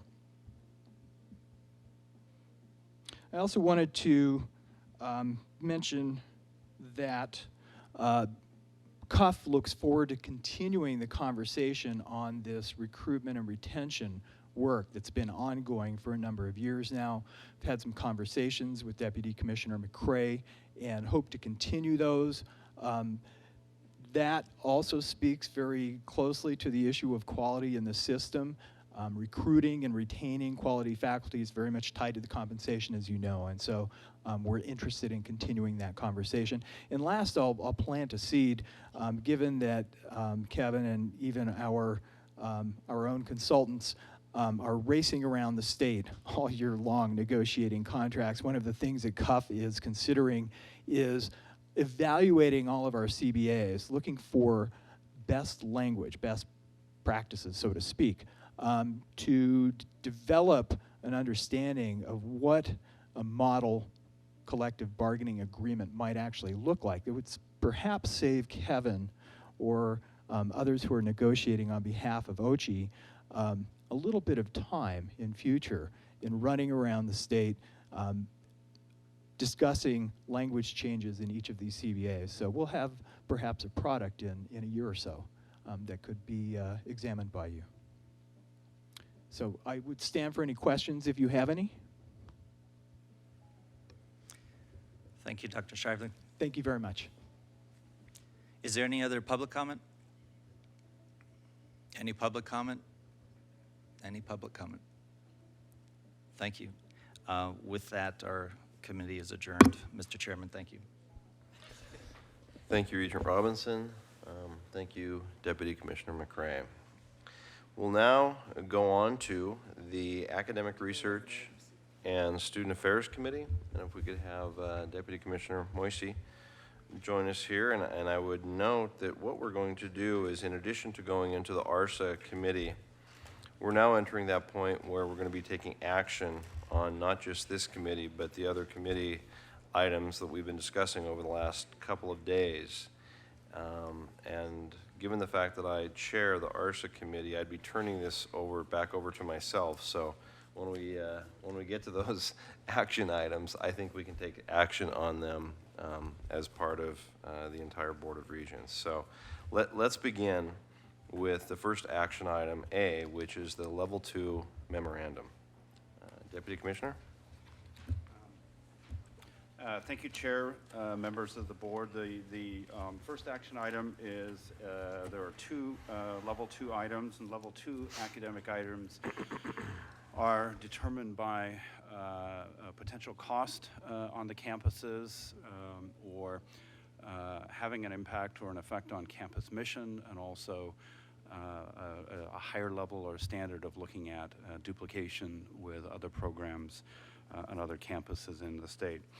The process that we go through on the Level 2s, and I'll do this for the one new regent, is that campuses go through internal processes to develop these proposals.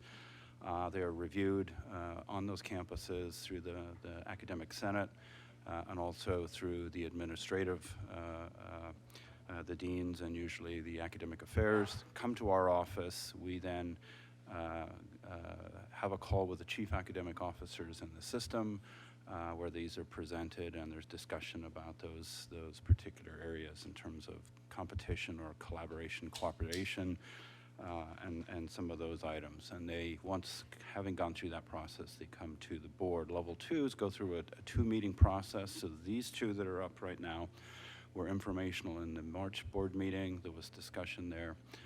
And these are now at the second meeting, and they are up for action. And the two items are on the board, so I don't need to read specifically what those are.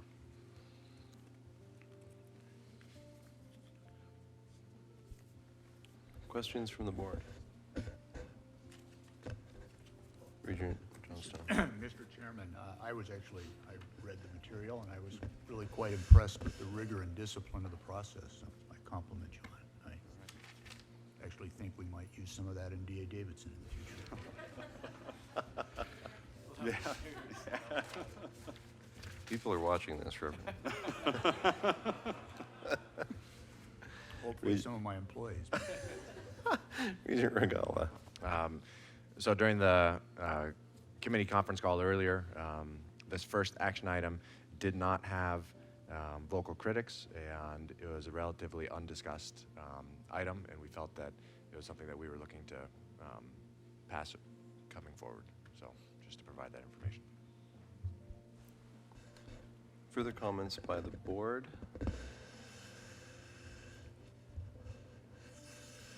Yes. Yeah, it would be appropriate to have a motion. I would make a motion to move the level 2. Thank you, To Regent. approve. Thank you, Regent Albrecht. Is there further conversation by the board? Is there further conversation by the campuses?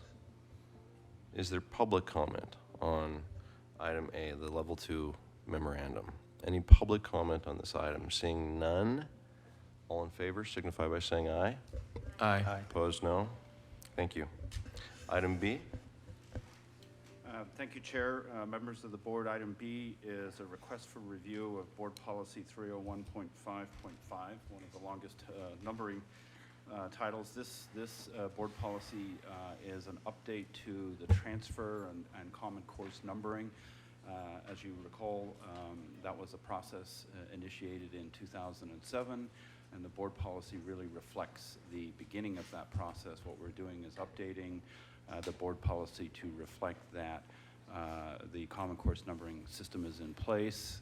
There is a committee that manages that, and there's a set of guidelines, and really what this policy does is outline what that is. So we are now in maintenance mode, and one of the advantages of this is that it's very clear to the campuses what the process is in terms of bringing new courses or the faculty involvement in the determination of appropriate course rubrics and numbers and looking at commonality across the system. The other piece of this that has come out is we're beginning to re-engage the tribal colleges in the common course numbering process, and we have completed that with Blackfeet Community College and are working with several other tribal colleges, and this makes it much more clear and outlines what the process is, what the responsibilities are both at the system but also at the campus level, and that's been proven to be very helpful in that regard. So those are the changes or the revisions to board policy on transfer. Questions or comments from the board? Questions or comments from the board? Is there a motion from the, I'm sorry, Regent Robinson. Thank you, Chairman Tess. I do have a comment, and I do want to support moving this forward. I appreciate the efforts of the Commissioner's Office for looking at this policy and making the recommendations, and also the efforts in working with our tribal colleges in every way possible to make our education system throughout the whole Montana system seamless as possible. And so I wish you well in those discussions with other tribal colleges as well and moving those efforts forward. So I'd like to make a motion to move to approve this. You heard the motion. Is there any further comments from the board? Further comments from the board? Seeing none. Comments from the campuses? Seeing none. Is there public comment on this item? Is there any public comment on this item? Seeing none. All in favor signify by saying aye. Aye. Aye. Opposed, no. The ayes have it. Members of the board, we're going to take a little break from this committee action. It's been brought to my attention that we're about to lose our community college folks. As I believe President Karras perhaps mentioned to all of us yesterday, they have been summoned to Helena to have a conversation with a few legislators. And so we did have a couple of items that pertain to the community colleges, and I think it would be helpful to all of us if they were in the room when we were able to have that conversation and take action. So on behalf of our community colleges, let's let's move to that agenda, if that's acceptable to the board. And I appreciate the flexibility here. So if we could go to our 2-year in community college, committee.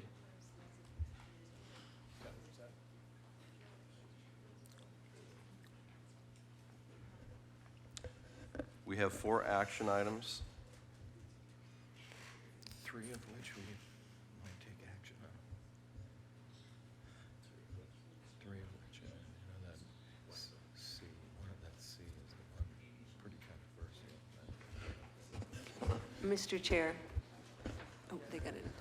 It's in the Administrative and Finance Committee, I believe, Budget and Audit. I'm sorry, what was that? Oh, during budget committee?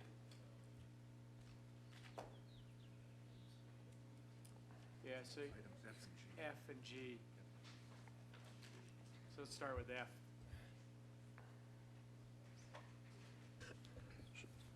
Thank you. We'll go to the budget committee, and let's when you're still here, let's go down to those two items. Action item number F, which is the mandatory fee increase for Flathead Valley Community College. We heard the conversation yesterday. I would open this item up to further conversation from the board at this point. Further conversation from the board? Move approval. There's been a motion. Is there further conversation from the board? Questions from the board? Seeing none, are there questions or comments from the campuses? Seeing none, is there any public comment on this item? Is there any public comment on this item? Seeing none, all in favor signify by saying aye. Aye. Opposed, no. The motion passes. Let's move on to item G. Tuition increase for Dawson Community College, item 163-201, R0514. What is the pleasure of the board? I'll move approval. It's been moved. Further conversation from the board. Yes, please. Please. Regent Krause. Thank you. I think this one probably provides some heartburn for the Board of Regents in that it is a substantial tuition increase. And so I'd like to at least put some sideboards on it, if I could, some reasons why. As I was asking questions of the president yesterday, trying to intimate that, of course, this community college is paid for and substantially paid for, $1.3 million by the taxpayers of Dawson County. They elect a board who took this action, recommends this action unanimously. We had support from the students and the president. And I think as one of the people, along with Dr. Seck and Commissioner Christian, that went out a couple of years ago to see those of us that were on the board, and we looked at the condition of what was going on at that time, we knew that fairly substantial changes had to be made, and we have a new president and a board willing to suggest those changes, and I think we should take that very seriously.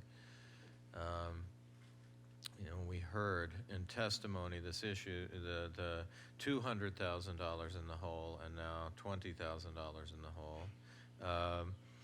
They obviously have to be aggressive, as many of the community colleges do, in attracting students, and even some of the other colleges. So I see some reasons for them to go beyond what the absolute sort of make-up fee that they would have had to have, tuition that they would have had to have, to try to grow their institution in a way that's significant. So I'm going to support this because their board supports it, because their taxpayers support their institution so substantially, but I don't think it sets any kind of precedent in my mind anyway for any other kind of tuition increase, and I just wanted to set those sideboards up. These are quasi-independent, and I believe that their board can be at least as thoughtful as ours. Thank you, Regent Krause. Further conversation from our board? Further conversation from members of the Regents? Regent Johnstone. Chairman Tuss, I too support it for the reason reasons that Regent Kraus stated. And for the further reason, it appears to me that this is a correction of a historic pricing problem. And it seems to me appropriate, and so I do support it as well. Regent Regala.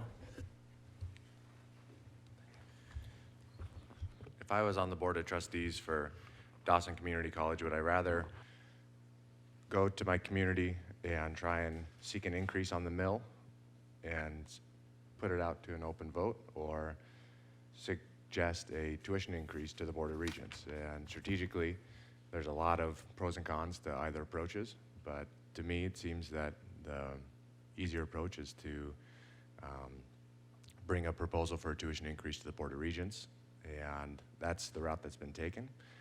I do feel uncomfortable about a 17% tuition increase without some sort of match or contribution from the community itself, especially as we heard yesterday that the mill was adopted in 1940.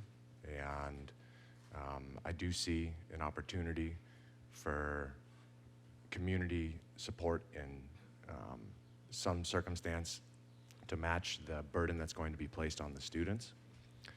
And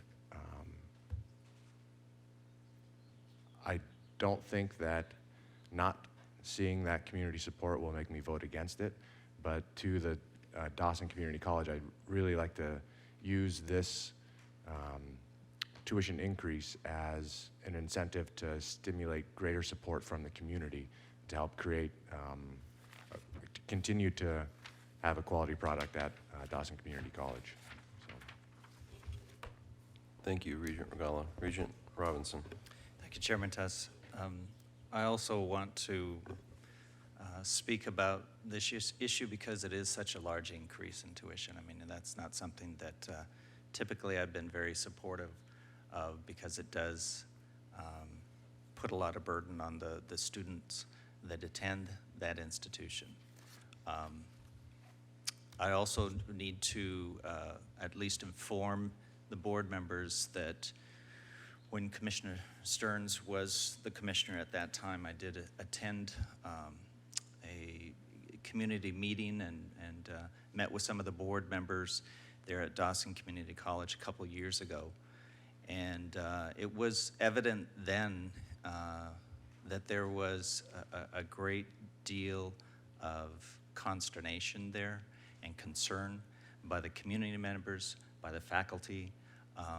And so, you know, it's led us to this point today, which was a change of leadership. So even then, I understood that there had to be something drastic even a couple years ago that needed to happen. Well, a couple years forward, now we're at that point. When you see it on paper, it truly is remarkable in that there has to be some drastic action. I do support this. What I think could be improved upon in the future is being able to communicate the need. I support President Simon in appealing this to the Board of Regents. I support their board's actions as well, but I think it's incumbent upon our leadership to really explain the pros and cons and the benefits of something this dramatic. But I do see that this is, I guess, in the words of some, a market correction, because tuition has been remarkably low at Dawson Community College. So I'm in favor of this. Thank you, Regent Robinson. Further comments from the board? Further comments from the board? Seeing none. Is there comments from the campuses? Comments from the campuses? Seeing none. Public comment on this item? Is there any public comment on this item? Seeing none. All in favor of this motion signify by saying aye. Aye. Aye. Opposed, no. The ayes have it. Thank you for your flexibility, Mr. Chair and the board. We greatly appreciate it. Travel safely, and please tell the legislature hello for us. Please say hi to the audit committee. Say hi to the audit committee for us. with the board's approval, since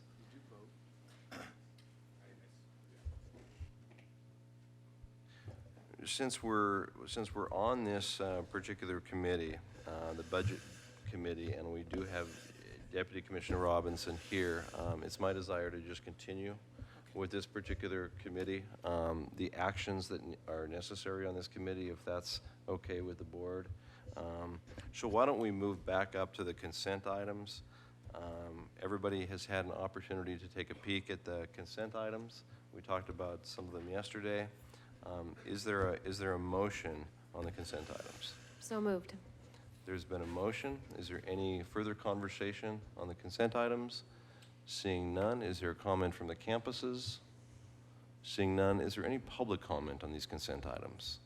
Is there any public comment on the consent items? Seeing none, all in favor signify by saying aye. Aye. Aye. Opposed, no. The ayes have it. We'll now move down into our action items. The first one is Action A, Present Law Adjustment Budget. OCHI, item number 163-103-R0514. Is there a motion? Move approval. It's been moved. Is there further comments or questions about this item? Comments or questions from the board? Regent Krause. Just a comment about it. This is the. I think this is the way we do business, and I see how it works. On the other budget items, which is underneath this A, present law budget, I know that there's probably some other things, and we're going to pursue money for some of those other things, like our Veterans Initiative in other ways. It isn't left off and gone. I confirmed that yesterday, and that's of importance to me. So there are other pots of money, or authority that we're looking for some other things. It is a little bit business as usual. So, and when we have people get up and say, how much longer can you do business as usual? I think about that a little bit, but I'm willing to move it forward, so I'll be supporting it. Thank you, Regent Krause. Further comments from the board? Questions from the board? Regent Regala. Just to the two gentlemen who came up and presented on the Montana library system, I think that's a phenomenal initiative and something that I would really hope that we can find a way to get funded at the legislative session in 2015. And good work on that project. That's exciting. Good point. Further comments? Seeing none. Campus comments? Any campus comments? Seeing none. Is there any public comments on this item? Any public comments? Any public comments? All in favor signify by saying aye. Aye. Opposed, no. The ayes have it. Item B, long-range building priority list. Is there a motion? It's been moved by Regent Johnstone. Is there any Regent comments or questions? I do. Regent Krause. Thank you. Sorry. I do have a question because I know we're trying to get out of here. And that is today, we did hear a lot about the problems with fundraising, this half of a building in Havre, right? And I think that I may have even remarked to you a couple of times that I think a couple of you that we are the taxpayers, and we the taxpayers should be building academic buildings, and charity should be for charity, right? And I think that they're not the community was not unrealistic in expecting that to be funded, and so I would hope that we consider. Okay, I'm not amending the motion or making a move to amend the motion, but I would hope we would consider putting at the top of the list, replacing the requirement for charitable donations, the other half of the building here in Havre. I think it's one thing for Montana State University or the University of Montana to raise funds, with their outreach and with their national scope, and it's another to expect a small community to raise that many millions. And And I was persuaded by that argument today, and probably was before. And I think the community has proved that they have skin in the game every step of the way with their support for this institution. So I'm not making a motion to amend the schedule, but it would be interesting to at least have that discussion in the upcoming year. Thank you. Thank you for making that important point. Further comments from the board? Sure. Yes. I would second what Regent Krause has said.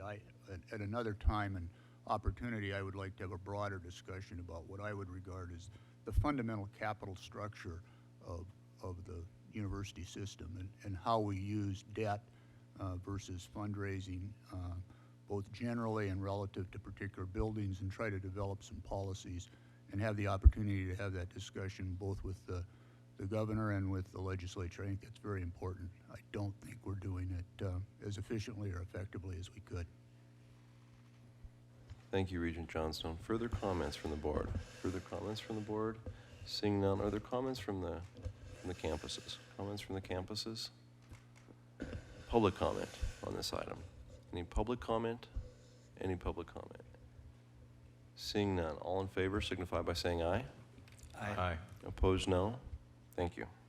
The motion passes. We're now on to the performance-based funding metrics. Item 163-108, R0514. Is there a motion? Move approval. It's been moved. Is there a comment from? Chair Tuss, I would just encourage the faculty to remain involved and vocal in the performance funding metrics. This is critical to have your involvement, whether that be positive or negative. And I realize the process is very in-depth, and we appreciate your involvement. But please continue to be candid with us on this process so that we can understand the impact it has on you and, most importantly, our students. Thank you. Thank you, Regent Albrecht. Further comments from the board? Regent Regala. And a tangential point to what Regent Albrecht just mentioned. So I've had the opportunity to speak with the Complete College America individuals. Clay and I had a conference call with some of their staff 4 or 5 months ago. And the question was posed, the exact same one that we posed to the accreditation representatives earlier this morning is, well, can you direct us towards some best practices of individuals or campuses who have developed substantive metrics to address ensuring quality in our institutions? And it's a very difficult question.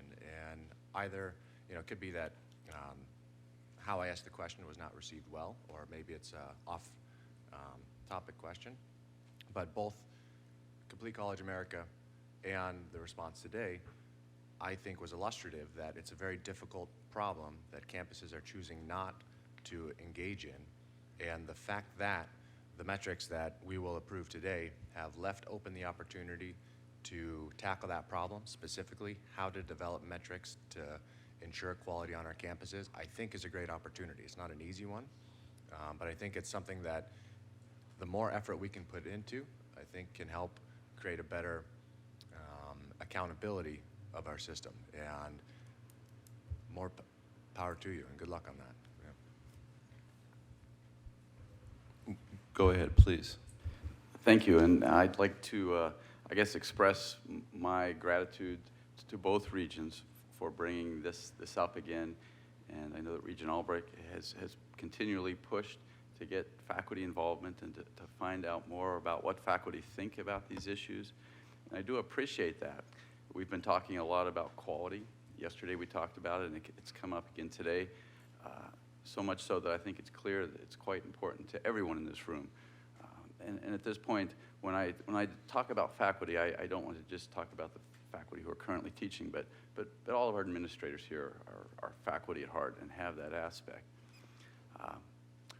One point I want to make, though, that may be a little different than what we've been discussing, is that in the end, faculty are the gatekeepers of quality. In the end, we we can't legislate quality.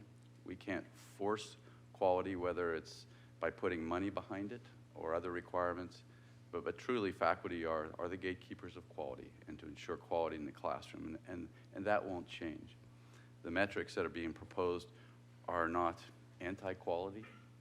The metrics that are being proposed are really outcome-based measurements, and they're measuring a small percentage of the state's allocation of resources to the university system.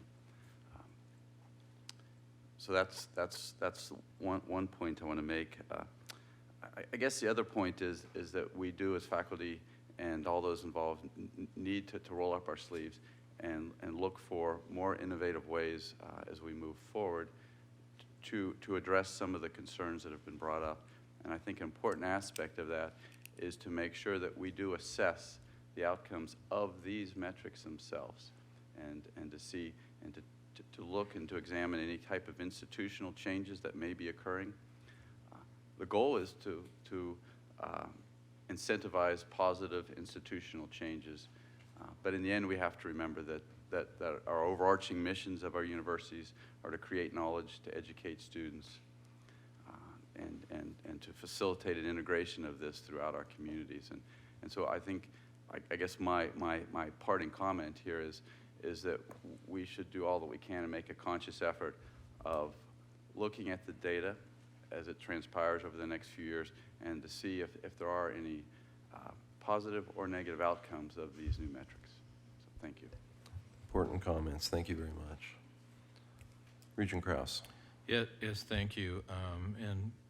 And I recognize I think I've recognized the issue of quality, and I think and I look at the metrics, undergraduate degrees and certificates awarded, retention rates. It's probably somewhere in the retention rates that the concern for quality pops up the most.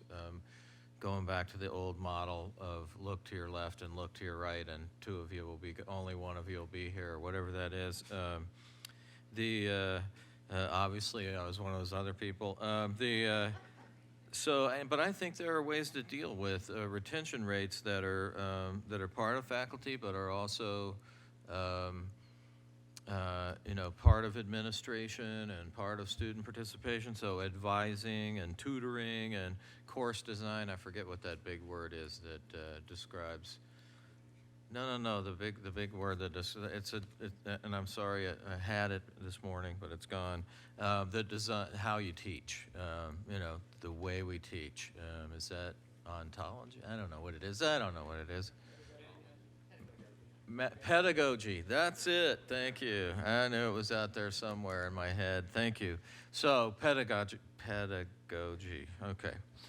I was going to say pedagogical, but I don't know if that's a word. But anyway, those kinds of issues, how we do it, how we interact with the students, those kinds of things, I think, directly affect the retention rates, which are part of the overall, I don't think they degrade quality in any way, right?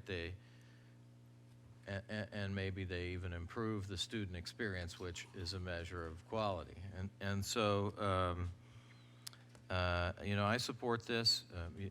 The point has been made that it is a method of allocating a small amount of the state funds.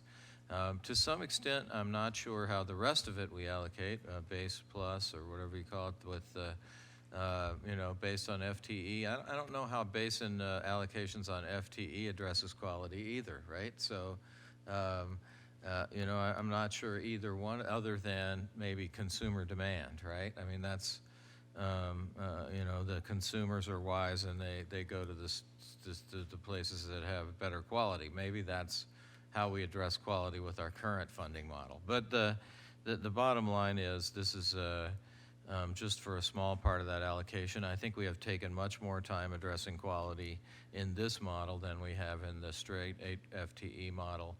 I do think that innovative strategies for teaching and advising and tutoring will help us achieve some of these metrics and will not detract from quality. Thank you. Regent Robinson. Thank you, Chairman Tuss. I just want to briefly say a couple things. One, I wasn't a fan of this at first, and I am a fan of it cautiously now. I like your comments, Bob, about evaluating this as it's implemented, as we get close to implementing. But I think the approach has been the correct approach in being as inclusive and comprehensive in developing this. So I am in favor of it. And to the question of quality, I can say it different ways, and we've heard it said in a number of different ways, but I do want to read from our strategic plan because it does speak to that specifically. It says, maintaining the high quality of our institutions and the education provided to our students is not listed as an explicit goal. This is because it is the most important consideration for every goal and initiative of the Montana University system, and is considered to be an integral part of every component of this strategic plan. And so that's something that we as board members not only review this, but also participate in amending this every year. So it's something that it's at the forefront of our thinking, and I think especially in this case, was something that requires courage, because it's change. I think is also something that we can be proud of, because it's considering the innovative part of what we do. So I'm very much in favor of this, and again, I want to thank the Commissioner's Office and Deputy Commissioner Trevor for his leadership in this effort and pulling all the different components together, and for all of the folks that participated in the development of this. Thank you. Further board comments? Further board comments? Further board comments? How about campus comments? Yes. Mr. Chair, I wanted to thank Dr. Makwa for reminding us that many of the people who have the privilege to serve in administration in our campuses are faculty members. In specific, President Engstrom and I happen to be two faculty members who happen to report to a board. That's the only thing that has changed. But everybody has exactly the same passion about quality. Second, when we talk about increasing the number of individuals who are successful, who stay in school and remain a diploma, no one is saying that 100% of our students will be successful. But we all recognize that we can do much better than 50%. And thirdly, I would also encourage us to raise our periscope and not only think about quality in our institution, but how we can be engines for quality in society. And a better prepared citizenry, as envisioned by Moral Act, will always result in a better, higher quality society. So we really need to make sure that we attract more students, retain more students, and graduate more, because not only our institutions will be stronger, society at large will be better. Thank you. Thank you. Further comments? Further comments? Further comments? Is there public comment on this item? Is there any public comment on this item? Any public comment? Seeing none. All in favor of this motion signify by saying aye. Aye. Opposed, no. The ayes have it. We'll now move on to the construction for an intercollegiate women's softball complex. Is there a motion? Chair Tuss, I'd like to move approval, and I'm delighted by this opportunity for women. It's been moved. Are there further comments on this? Further comments on this? There are campus comments on this. Is there public comment on this? Is there public comment? Seeing none, all in favor signify by saying aye. Aye. Aye. Opposed, no. The ayes have it. That was a home run. I've been waiting all day to say that on this item. We're now on item E, campus allocation recommendations, item 163-1007 R0514. Is there a motion on this item? It's been moved by Regent Johnstone. Is there further comments? Further comments? Regent Krause. Oh, I'm sorry. Is there further comments? Seeing none. Comments by the campuses? Seeing none. Are there public comments? Any public comments? Seeing none. All in favor signify by saying aye. Aye. Opposed, no. The ayes have it.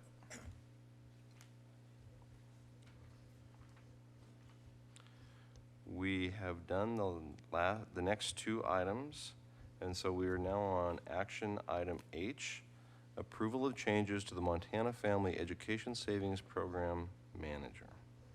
Is there a motion on this item? So moved. It's been moved. Is there any comment on this item? Is there any comment on this item? Seeing none. Campus comments? Seeing none. Public comments? Are there any public comments? Seeing none. All in favor signify by saying aye. Aye. Aye. Opposed, no. The ayes have it. Thank you. Members of the board, we will now move back to where we were, which is the ARSA committee. And if we could have Deputy Commissioner Moisey join us at the table. If it's, I believe we got through action item A, the level 2 memorandum. Are we on action item B? We're on action item C. C. I'm sorry. Action item C, request for revision to Board of Regent Policy 221. No, that's John's. Chair, members of the board, this is an update to our policy on state authorization, and this is really the process, or this board policy outlines how institutions of higher education are authorized to operate in the state of Montana. This is in response to some changes from the Department of Education in terms of what those the process is that we go through, and this is coming out of a situation that's common really across most of the states in the country as the Department of Education is becoming much more involved in all aspects of higher education. I'd like to ask Associate Legal Counsel Ms. Brubaker to give an outline of really what these changes are, because they're fairly in-depth and legal.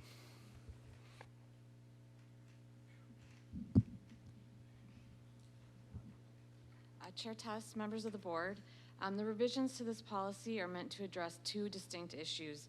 The first is to establish an authorization process that meets the minimum level of oversight required by the Department of Education, and then second, to establish an authorization process that will allow Montana and any of its interested institutions of higher education to join the state authorization reciprocity agreement. With respect to the state authorization reciprocity agreement, we're also asking the board to delegate to Commissioner Christian the authority to sign the application for state membership in the state authorization reciprocity agreement when and if we're ready for that. With respect to the changes related to the level of oversight required by the Department of Education, these changes will affect the 3 private institutions currently operating in Montana and any other post-secondary institutions that wish to operate in Montana, but it will not have any effect on our on the MUS institutions. At present, our state authorization process for non-public institutions does not meet the minimum level of oversight required by the Department of Education because it relies solely on accreditation. The lack of a sufficient authorization process puts the private institution's eligibility to receive Title IV financial aid at risk. Deputy Commissioners Moisey and Seck and I met with representatives of Carroll College, Rocky Mountain College, and the University of Great Falls in early April. We presented the proposed changes and asked for input. The meeting went well, and we expected to receive letters of support from all 3 colleges. Carroll College and Rocky Mountain College did provide letters of support to the proposed changes, and those are included as attachments to the item. University of Great Falls submitted a letter this week outlining concerns that they have with the proposed changes. Unfortunately, we didn't have any indication that they had concerns until Monday of this week. Deputy Commissioner Moisey and I did participate in several conversations to try and address those concerns, but they still have concerns. Carroll College and Rocky Mountain College continue to support and seek these changes despite the concerns raised by University of Great Falls. As states in their letter, University of Great Falls believes that the Board of Regents does not have the authority to require a demonstration of financial integrity. My legal opinion is that Montana Code Annotated 2025-107 does give the regents this authority. Further, the specific basis for their concern is that the regents should not be examining the finances of private universities in Montana. And we actually chose the authorization standards that rely on already existing measurement tools like accreditation and the financial responsibility score calculated by the Department of Education, specifically for the reason that it would allow the Board of Regents to provide an authorization process that meets the minimum standards set by the Department of Education without the need for the regents to delve into the specifics of the operation of private colleges operating in Montana. We're open to continuing to have conversations with the University of Great Falls, but felt it was important to get the proposed policy in place now because all post-secondary institutions are required to have state authorization through a process considered to be sufficient by the Department of Education by July of this year. I'd be happy to answer any questions that any of you may have.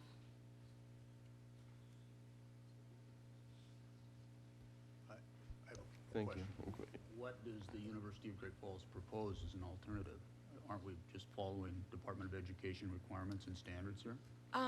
They haven't proposed a specific alternative.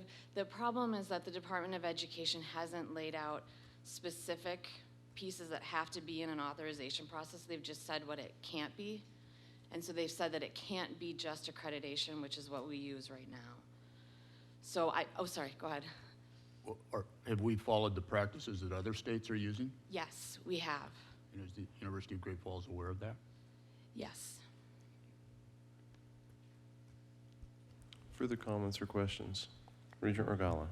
And then just to reiterate, if we were to table this action item to a July meeting, we would be not in compliance with DOE guidelines that are supposed to take effect in beginning of July. Regent Regala, yeah, that is correct. And the problem really will fall on the private colleges. The federal government can't force us to have a process in place, but they can take away financial aid funds, or they can make those institutions ineligible to receive them. So the harm would really fall on those colleges. Robinson? Chairman Tuss, with regards to the other private colleges that you've been in discussions with, what has been their response about, not that they're aware of the College of Great Falls concerns, but what was their response to their financials and the requirements that are included in this? Regent Robinson, the Carroll College and Rocky Mountain College are comfortable with the authorization standards that we chose, and I think recognize that we chose measurement tools that already exist so that we don't have to go in and look specifically at their financial records. And I should have addressed this also to Regent Johnstone, that other states do have something similar, but in addition, there's other states that have a much more active role where they have a state agency that goes in and makes all of these determinations on their own without relying on accreditation standards or already existing financial measurements. Ms. Baker, I have a question. Is this a process that has to happen every so many years? And have we done this previously? Chair Tuss, do you mean the process of institutions getting authorized or our authorization process itself? Our authorization process. No, it's not. There's no requirements about it happening every few years. The reason that it's coming up now is in 2010, the Department of Education passed new regulations known as the Program Integrity Regulations, and it didn't really place new requirements on the states, but it said, states, you're already all supposed to have authorization processes, and you need to be enforcing them. And again, like I said, they can't force us to do that, but so they said if an institution doesn't have authorization, they're not eligible to receive funds. So we looked at our process then, and at that time we just relied on accreditation, which we thought was okay until about a year ago when we learned that it wasn't. Thank you. Regent Chairman Tuss, Johnstone. So what we've proposed to put in place acceptable to the Department of Education? We don't have a specific answer from them on that. I guess we haven't asked either way. We know that the accreditation wasn't sufficient, and so I went and looked at what other states were doing and tried to come up with a process that gave us the ability to give a process to the privates, but to not go any farther than we needed to in regulating them. So if we fail to act today, we potentially jeopardize the two private universities that have approved this ability to be qualified? Regent Johnstone, yes, and I would actually argue that we also jeopardize University of Great Falls because we don't have a process right now. My inclination would be to go ahead and approve it and continue the discussion with the University of Great Falls. Is that a motion? It was a motion. Okay, thank you. Commissioner Christian. There's a motion. I think we can move forward. It is in response to a national legal change. I think some of the answer is they don't generally comment on what they like. They often, and I don't mean that as derogatory as it sounds, but they often just comment if they don't like it. And so we're in a little uncharted territory, but Jessica's worked pretty closely with WICHE, which has taken up I believe they call it SARS, something program that is doing, and ultimately will end in sort of a reciprocal agreement, or has ended in, for the 16 Western states, and it will solve a lot of that. But we do believe that this change is necessary, and we think it protects all three institutions. And we will certainly work to try to incorporate any changes or suggestions that come forward that may improve this. A motion has been made, but are there further comments by the board or questions from the board? Seeing none, are there comments or questions from the campuses? Seeing none, public comment? Is there any public comment? Is there any public comment? Seeing none, all in favor signify by saying aye. Aye. Aye. Opposed, no. The ayes have it. Thank you very much. Deputy Commissioner, can we now move on to the information items, starting with A? Certainly, Chair, members of the board. The first information item, A, is the new Level 2 memorandum. So these are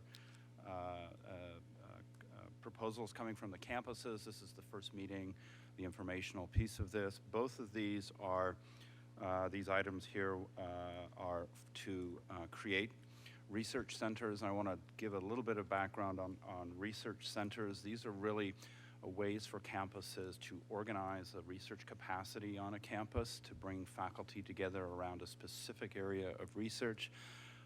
It allows, through the creation of those centers, it allows for those campuses to be more competitive for certain federal grants. And some of the other spin-off kinds of advantages is when there are centers, it makes, in a particular area, it makes the campus a much more attractive place for faculty to become involved in, and brings additional research opportunities. So both of the two proposals are for research centers. The first one at MSU Bozeman is to create a Center for Mental Health Research, and there was a lot of discussion between UM and MSU about capacity on both of those campuses within that area. It's a pretty broadly defined area. Sometimes you'll see center proposals that are very specific, and both Vice President of Research Ria Hopera from MSU and I believe Provost Brown from University of Montana would like to comment on both the center, but also what that research capacity and expertise is across the system. Thank you. Mr. Chair and members of the board, my name is Renee Ray-Opera, and I'm the Vice President for Research and Economic Development at MSU. Here we're proposing to establish a research center called the Center for Mental Health Research and Recovery. I think it's important to consider a few facts And those facts are that each year in the state of Montana, more than 225 people commit suicide. More than 5,500 people attempt suicide, and it's thought that those numbers are actually underestimates. When we consider these numbers, it's clear that Montana has the designation as being one of the states with the highest suicide and attempted suicide rates. So we believe that at Montana State University, we do have the ability to use research to begin to understand and diagnose mental illness. MSU has a history of research excellence. It's one of just 108 universities that has a designation as having a research activity that's considered very high. This places Montana State University with Stanford, the University of Washington, and other outstanding organizations. We also have an excellence in neurosciences, psychology, and nursing. MSU Extension, other programs such as even the Western Transportation Institute are really of value when we consider mental health research and diagnosis. And so what we would like to do is we would like to establish this center to focus on the transition from basic science research, which is understanding wiring, how we think, how we feel, the wiring diagrams of our neural circuits. Translation, how we actually bring knowledge from a laboratory or a scientific entity to a application outside of the university, and then to clinical applications. How is it that we could care best for the citizens of Montana that live in urban environments or isolated rural communities? And so we think this is a really exciting time to focus on establishing a research center for one of the major problems in the state. We have 4 goals. We want to ensure that Montanans have access to the highest quality research for diagnosis. We want to focus our research specifically on rural outreach to ensure that we cover the state. We want to serve as an information hub so that there's a place for the citizens to go for the best information about mental health. And then finally, we want to develop an innovation hub. We believe that the next generation of students can learn a lot about the way the brain works. It's one of the most fascinating areas of science, and begin to develop diagnostics and tools that are of value financially and intellectually. Finally, we have sought to work with all the organizations across the state, and in the upcoming year, we plan a joint symposium with the University of Montana and other institutions. We'd like to establish collaborative studies to take advantage of the tools that we have at each university, and we'd like to involve the citizens, and we've begun that through involvement with NAMI, the National Alliance of Mental Illness chapters in Montana. Thank you. Thank you.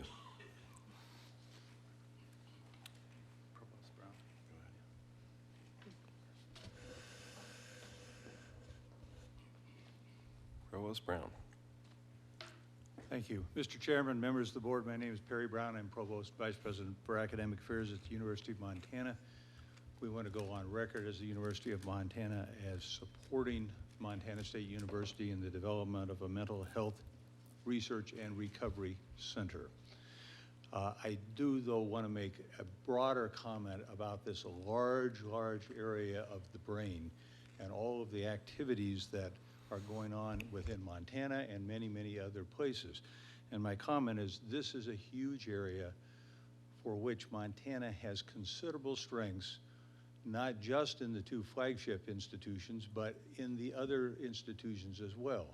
Because this area covers things, as my colleague just mentioned, from very fundamental understanding of the brain, its wiring, the way the synapses and all those things work in there, to very applied areas in education and learning, in speech and development, in this problem of suicide and mental health things, to brain injury and recovery from brain injury, and a wide variety of things. And so I would go on record and say, I suspect that over time, as we learn more and as we develop niches to address specific issues within Montana and our region here, you may even see more specialized centers for research coming forward, because I think this area is going to be a rich area of development for our two flagship universities, but also our partners within the other institutions in Montana, because there are people, as I say, in the learning area, in speech and pathology, in special education, in a number of different areas that will build upon fundamental research on the brain and then the applications that occur in all of these different areas. So we just wanted to go on record and saying, number one, we're very supportive of this, and this is an important part of the Montana University system, an important proposal that's come forward. But I also want you to know that this is a huge area that I think we will all capitalize on in Montana. And we're very excited where we can even explore some of these things more in this symposium, which we hope this fall will be a kickoff for future symposia and other things where we come together and really deal with various parts of this huge, huge area. So thank you very much. Thank you, Provost Brown.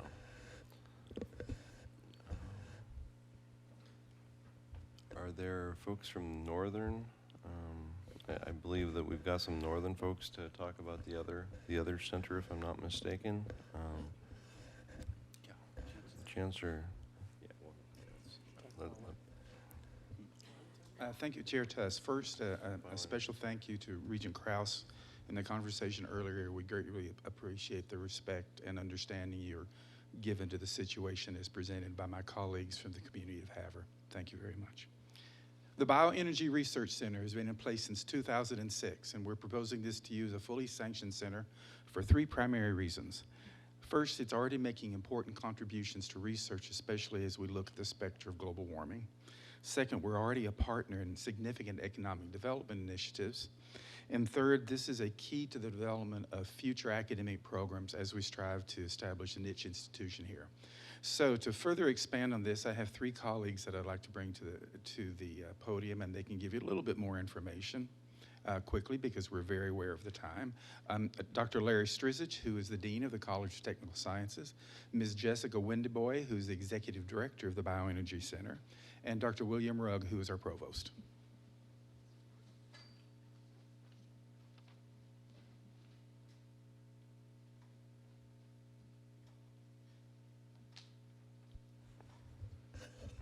Thank you, Chancellor. Thank you, Chairman Tuss and Regents, members. Appreciate the opportunity to speak to all of you. I have my expert staff here to answer all the tough questions.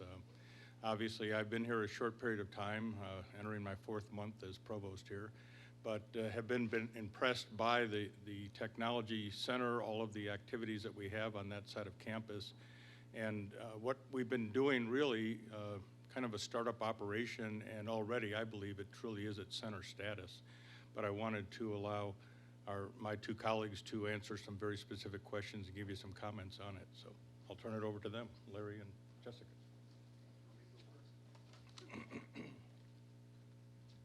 My name is Larry Strizich, as Chancellor Limbaugh pointed out. Mr. Chair, members of the board, I'd just point out that the Bioenergy Research Center has already served as a tool for integrating into some of our academic programs. That's my primary focus. The researchers there are able to provide pretty advanced but good background in the preparation of fuels, the testing, the ASTM standards, and how all that works. We've provided, through the center, some internship opportunities for students to work in the facility in the production of biodiesel on that small scale, and in the production of the other products that they're able to produce in our research facility. So if you have any other questions on that, I would be happy to answer them. Thank you. Ms. Wendy Boy, welcome. Thank you. Well, this is kind of impromptu. I didn't know I was expected to make a statement, but I want to thank you for the opportunity to kind of talk about the project that has been near and dear to my heart. I was the first director hired in 2007 and have remained with the center and to see it grow. You know, one of the things I think it's important for the Regents to know is that this research center will be the first research center that MSU Northern has. We kind of, when we started in 2007, we actually started as a workforce training program with education, and one of the things that we made it a goal is at the time was to be able to grow our capacities to bring research to the campus. As you are all aware, is that research and economic development go hand in hand. And our focus at the Research Center has always been applied research technology. It makes us a little bit different from the other efforts at our we call them our sister and our brother campuses at Bozeman and Missoula, to actually help support some of their basic research with our capabilities. Our capabilities are unique for the region. We can, pretty much we study everything from pressing the oil seeds. So we work a lot with the Northern Ag Research Station with the products or the crops that they're bringing out of the field. We're able to bring them into the center, research on how to handle those seeds, get the oils, and then we're doing research on processing the oils into not only on-the-road fuels that we're using today, biodiesels and fuel additives to make those biodiesels better and acceptable, but we're also researching into the next generation of fuels, primarily on biojet fuels, utilizing locally grown and acceptable biomass here for Montana regions. So we also support a lot of I call it the Montana-based startup companies. It's been very important to us that we have a research facility that is accessible to these startup companies. We're working with a company, actually it started from Bozeman recently with Endophynics, who has a very exciting product that we're working and doing some important preliminary research so they can go out and get funding to be able to grow their product and support these startup businesses. So I'm excited to see us get center status and what we can do in the future. Thanks. Thank you very much. This is an agenda item that will be on the action agenda in September, but at this point I would like to see if there are any questions or comments from the board on either one of these particular proposals. Regent Robinson? Thank you, Chairman Tuss. I do have a comment and kind of a question on the Center for Mental Health Research and Recovery first, excuse me, since we're combining the two together. I know that in the outline that you provided us, it certainly references working with tribal communities as well.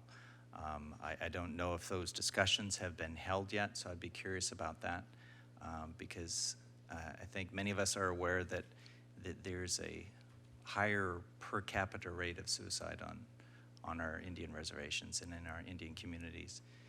And so this is something I think that would be beneficial to develop something like this. So I'm curious about what type of discussions have been held. We've only begun the discussions with the Native American Studies Department at MSU and also the nurses. There's outreach to the different tribal communities. But what we would like to do as we move forward is, if there's willingness, is get representatives from each of the communities to actually work with us on the center, so that we have not ignored any particular community within the state of Montana. And if I might add, when you do, I think it's important because of sovereignty to the issue of sharing data is a real concern. So not only is it, would I recommend discussions with those tribal health representatives, but also the Indian Health Service representatives as well, because they both are dealing with this issue as we speak. Right.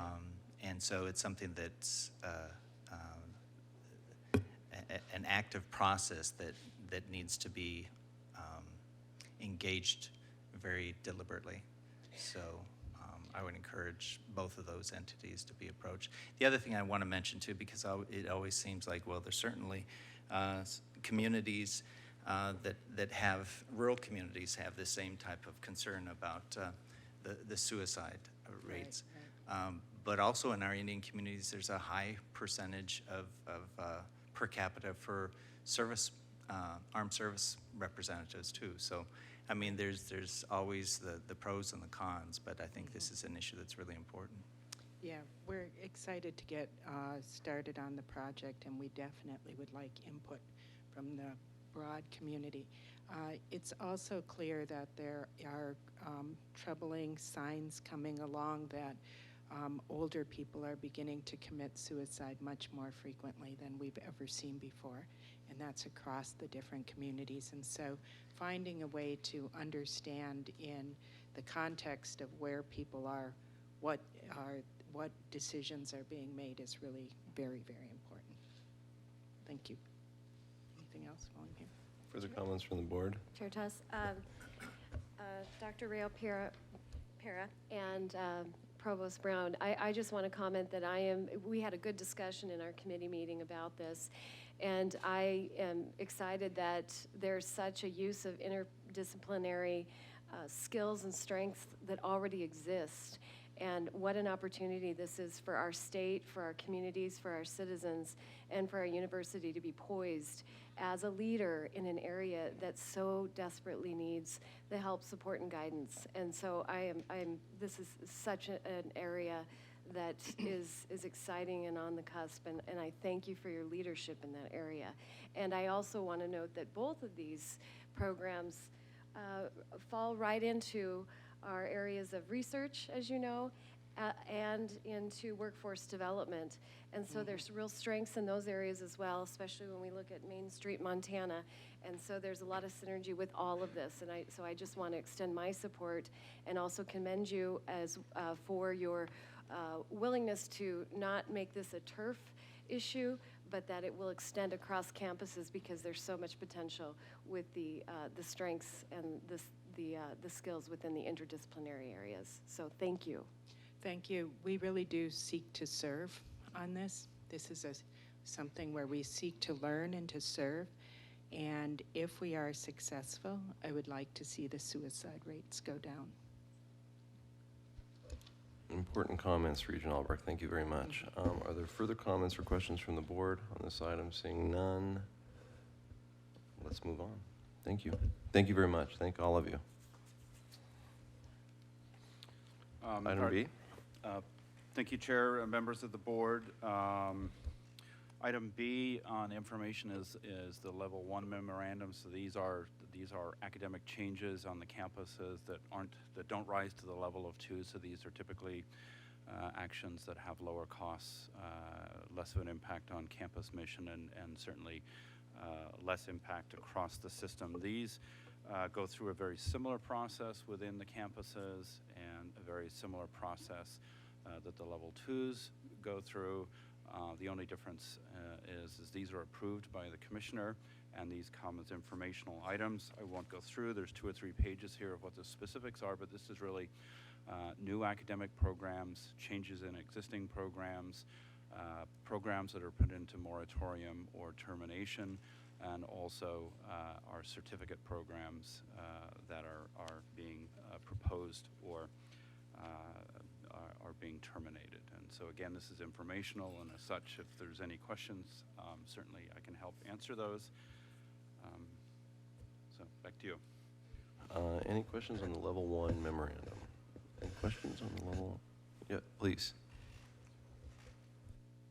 Thank you. I just have a more of a procedural question for Deputy Commissioner Moisey.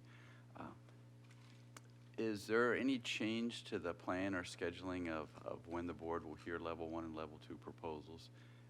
In the past, it seems like there were some meetings in which level 2 proposals were addressed and others not so much.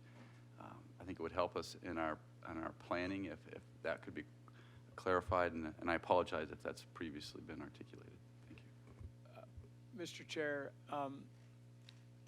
the answer is yeah, and we'll try to communicate that in some sort of a correspondence.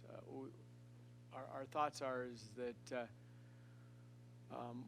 we'll let level 2s come forward at any time for first reading, and we may put some brackets around second reading, in particular those when faculty are under contract. So we probably won't do second readings at January and July, but that's still a discussion underway. And then probably more important to your question, though, is I've asked the campuses, Deputy Commissioner Moisey and the two provosts in particular, which will probably be extended to a larger group, to really put some thought behind what is the best procedure there. And I know the two presidents, myself, have talked about it some.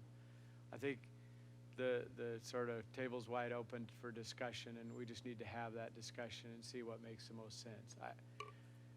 There's not a lot of logic to why we did it the way we did it before, and we tried to track some of that back, and I think it's just sort of arbitrary, and we'll work to get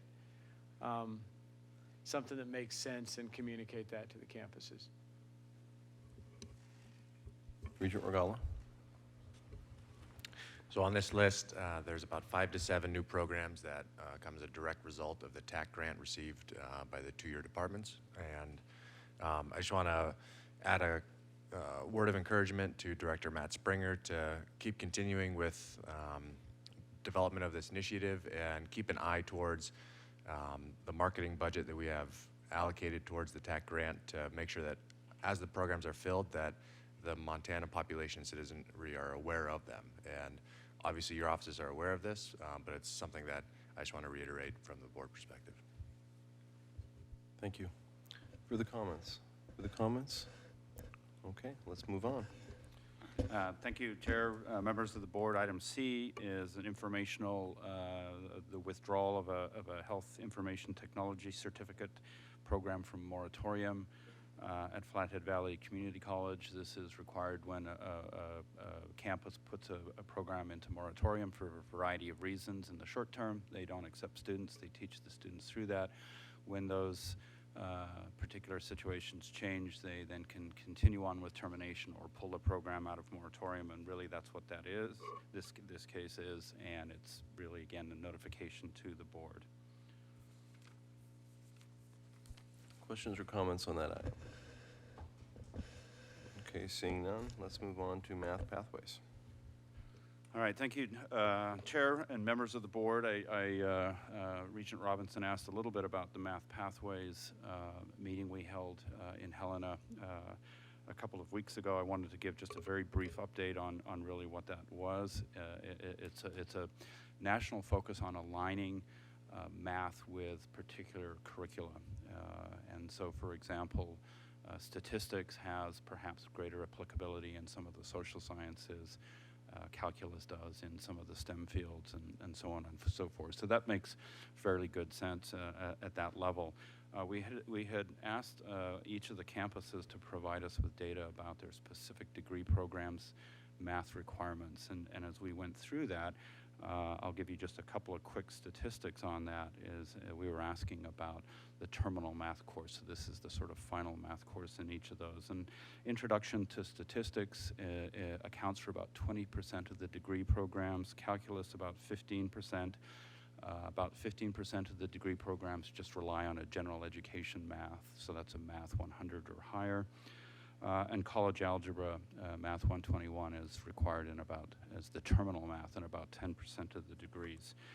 The significance of that is that the prevalence of college algebra as the math requirement tends to be at the 2-year college level, and in particular in the AAS degrees. So these are non-transfer technical degrees that are requiring college algebra. And where this is relevant is, as you've heard a lot in the 2-year committee yesterday, the relationship with remediation and developmental education. And really what we're trying to do here through this Math Pathways is to have a conversation in the system about, at the degree program level, about what the math competencies that students in that degree program really need to be successful, and then what are the appropriate math courses to be able to provide those competencies. That's the first part. The second part is really a lot of our developmental education, traditionally here as it is in most states, is focused on preparing students to pass college algebra, Math 121. And what we're finding is at least that for 20% of the degrees, it's actually statistics is the required math course. So what we're trying to do, again, is to get much better correspondence between our developmental education math and really the kind of degree programs that students are going to go into. In the long term, we had representatives from all the campuses, from administration, academic affairs, student affairs, faculty, K through 12, Office of Public Instruction.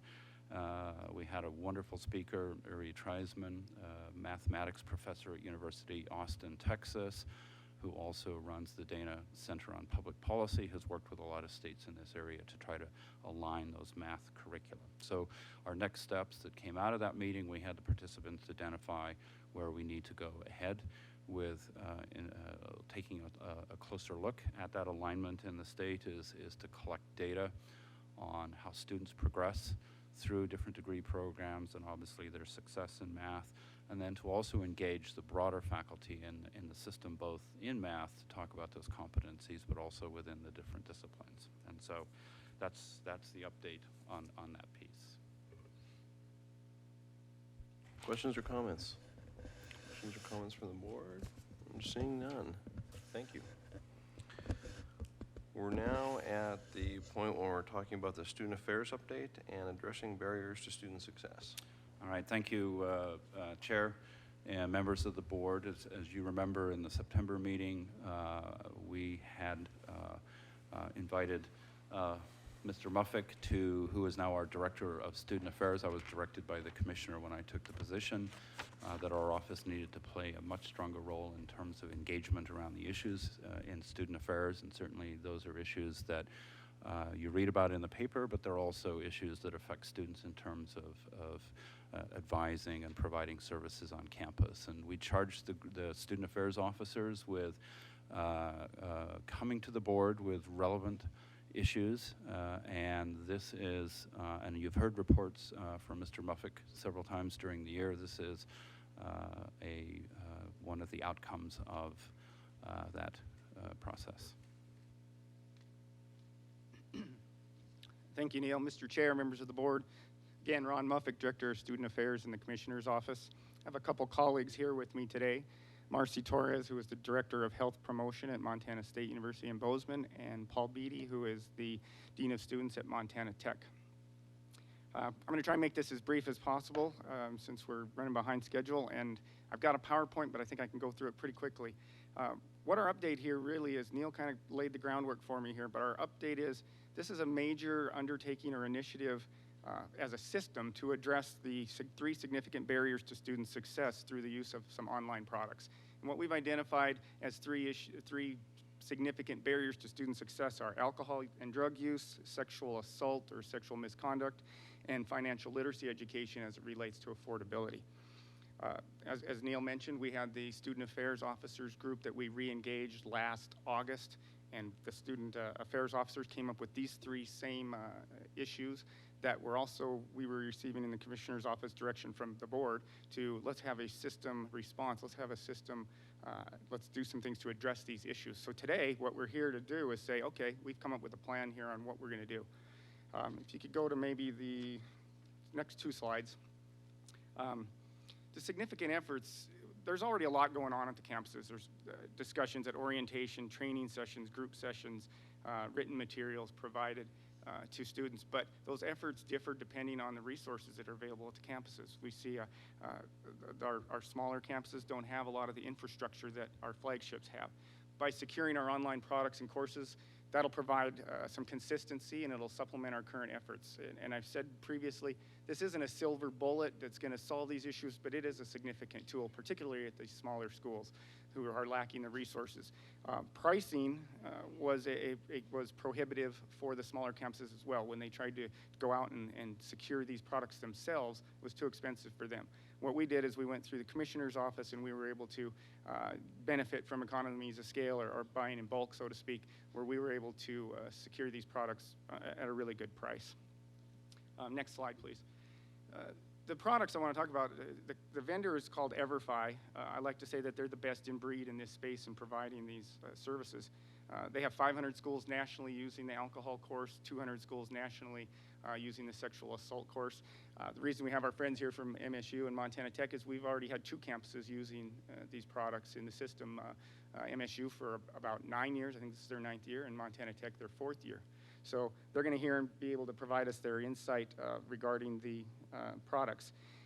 From the financial literacy standpoint, I don't want to gloss over that, but this will enable us to continue with our financial literacy education efforts as well, because we're getting 3 products. We're getting a product for alcohol and drug use, we're getting one for sexual misconduct, and then we're getting one for financial literacy education. And that financial literacy education piece, it goes along with the program that we've established the last couple of years, where we're trying to have a consistent, collaborative approach to financial literacy so that students are getting that same information throughout the system.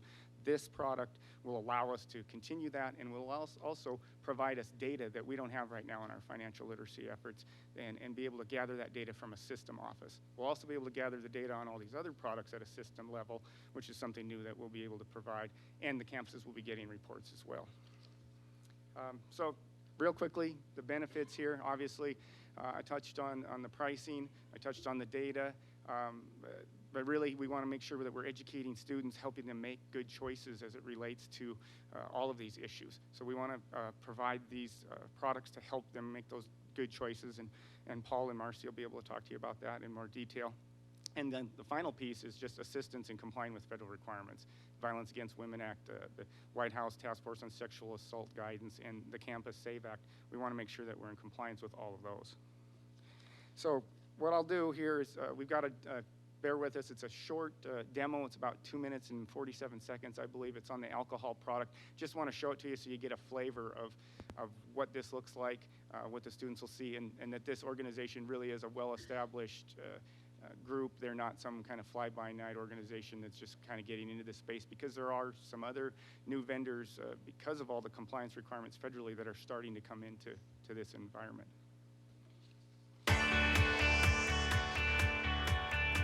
Welcome to Alcohol EDU for college. College is a time when students explore new opportunities, push boundaries, and ultimately learn something in the process. But many students lack the knowledge they need to explore things responsibly, particularly when it comes to alcohol. As colleges and universities look to facilitate responsible decision-making among their students, education about alcohol, drug use, and sexual assault is critical. For 14 years, EverFi has been the leader in alcohol education and student health and wellness, with its flagship course, Alcohol EDU for College. Alcohol EDU for College was developed by a team of behavioral scientists, social psychologists, and curriculum architects, including Dr. William DeYoung, former director of the Higher Education Center and a nationally recognized expert in prevention research. Over 500 colleges and institutions have partnered with EverFi to bring Alcohol EDU for College to their campuses. They have chosen not to take shortcuts with their students' health and their institution's reputation. Instead, they have invested in providing their student body with the information they need to make informed, responsible choices. Alcohol EDU is the only alcohol prevention course that is proven to impact student behavior. A randomized control trial conducted by the National Institutes of Health found that Alcohol EDU reduces high-risk drinking and alcohol-related harms among college students. This is one of 8 independent, peer-reviewed studies that have demonstrated the efficacy of Alcohol EDU. Quite simply, Alcohol EDU works. So how does it work? This year, EverFi is excited to build on 14 years of success with a new and updated version of Alcohol EDU for College. Leveraging our effective and proven curriculum, we have updated the course to include new content that explores issues such as the relationship of alcohol and sexual assault on campus, bystander intervention strategies, and illegal drug use. Alcohol EDU is not a one-size-fits-all course. It employs multiple adaptive pathways to provide a differentiated learning experience to each student. Abstainers, moderate drinkers, and high-risk drinkers each receive relevant content, personalized feedback, and practical strategies that are appropriate to their needs. Alcohol EDU's survey data shows that over 1/3 of incoming students choose not to drink. Programs that reinforce the myth that all students drink can alienate these students, and can actually increase the pressure they feel to drink to fit in. Instead, Alcohol EDU supports these students' decision not to drink and provides them with practical strategies for keeping themselves and their friends safe. We have completely redesigned the user experience throughout the course, strengthening student engagement with intuitive and highly interactive activities that stay true to the course's research-based approach. We have also greatly improved accessibility in the new version of Alcohol EDU, ensuring that every student receives a high-impact learning experience. At EverFi, the emphasis is not only on a deep and impactful engagement with each student, but also with each of our partner institutions. Our dedicated partner services team works closely with each partner to ensure a smooth implementation on your campus. Our team will help you customize Alcohol EDU for your campus, including your institution's logo, campus resources, policies, videos, and more.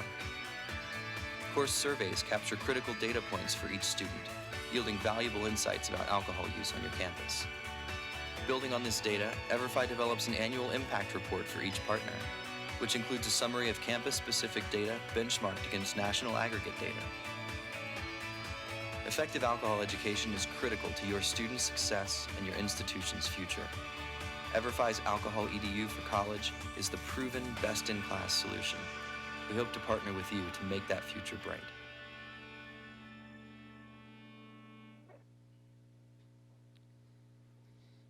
All right, I guess that was the 4-minute video, not the 2-minute and 47-second one. I think this is a good time to turn it over to Paul and Marcy to just kind of talk about their insights and their experiences with the product and what they've been able to do on their campuses. I'll turn on the mic. I'm Chairman Tuss and members of the board. I appreciate the opportunity to share Tech's experience with Alcohol EDU, and to keep my comments short, I'll hopefully read some of my bullet points. But Montana Tech, we adopted Alcohol EDU about 3 years ago, and with this fall's enrollment, we'll have over 1,700 students on Tech's campus that have completed the course this fall. You know, prior to adopting Alcohol EDU, Tech's alcohol abuse and sexual assault prevention programs efforts were addressed during orientation and programs throughout the year. Even though we expect students to attend orientation, their point of readiness to retain and learn from the information that we share during orientation is challenging. And also our programs throughout the year is challenging for students to attend. I mean, sometimes we put tremendous effort in publicizing. We have wonderful speakers come to the campus, and we'll have embarrassingly low turnouts. One thing with Alcohol EDU, we're able to point to at least a significant number of students that have been exposed and have taken the course, and as the demo stated, we can show significant gains in learning and outcomes from the course. Some points from this year's experience with Alcohol EDU from MSU and Tech. A quarter of our students were identified as high-risk drinkers. You know, Montana Tech was 1 point above the national average, where MSU was 1 point below the national average. We are looking at the national average of 26% of students that are high-risk drinkers. So if you combine Tech and MSU, we fit the national average with 27 and 25 with the 26. 62% of our students don't drink. You know, past educational efforts have been on social norming, marketing efforts, but just want to call attention that 62% of the students, and this is fitting with the national average, don't drink. But it's the high-risk drinkers that I think cause us a lot of concern. The negative consequences data that we're getting from Alcohol EDU place Tech above the national average in the areas, in the categories of missing classes, hangovers, blackouts, drove after 4 or more drinks, rode with a driver who has been drinking, taken advantage of sexually, or took advantage of someone sexually. So we're using some of this data, and we'll share it with our students, with our faculty and our staff, on how we're going to address these concerns for our campus. The gains from Alcohol EDU show increases in baseline knowledge after completing the course. For example, the question that are asked the students prepared me to identify and help someone with alcohol poisoning showed significant gains in knowledge.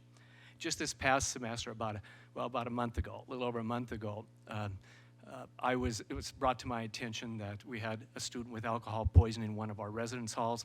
Our students themselves took it upon themselves to contact our local ambulance and bring the student to the hospital.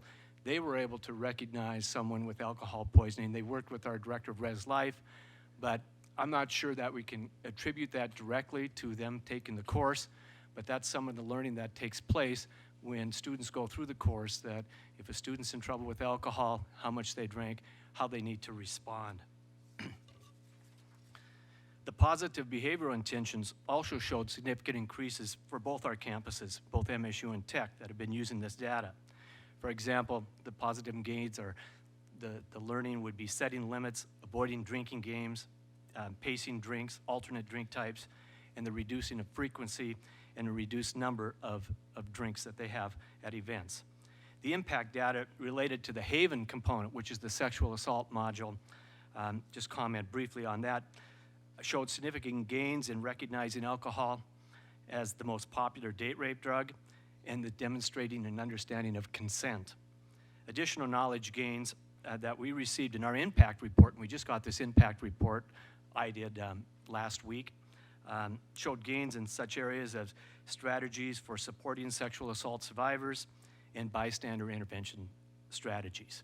Just wanted to comment briefly, I think that we're pleased on our campus that we've adopted this. We're pleased that the commissioner and that are looking at maybe providing us support to continue to offer this. And so brief comments, and I'll quit there and turn it over to Marcy, my new colleague that I've just visited with over the past couple weeks. Mr. Chairman, Regents, thank you for having us. I appreciate it. Just to add, we've been using alcohol EDU at Montana State Bozeman for about 9 years. And coming at it from a health promotion standpoint, this is the only comprehensive snapshot we have of our campus population. It gives us really good, solid data that we can use as our foundation to build prevention programs, develop our policies, and look at how we're strategically reaching out to our student population to make sure we're addressing the right issues when it comes to alcohol and sexual violence prevention. So I think that, in health promotion, we look at behaviors and we can second guess what we should be focusing on. So this data set is super important so that we can be effective and efficient in what we're doing.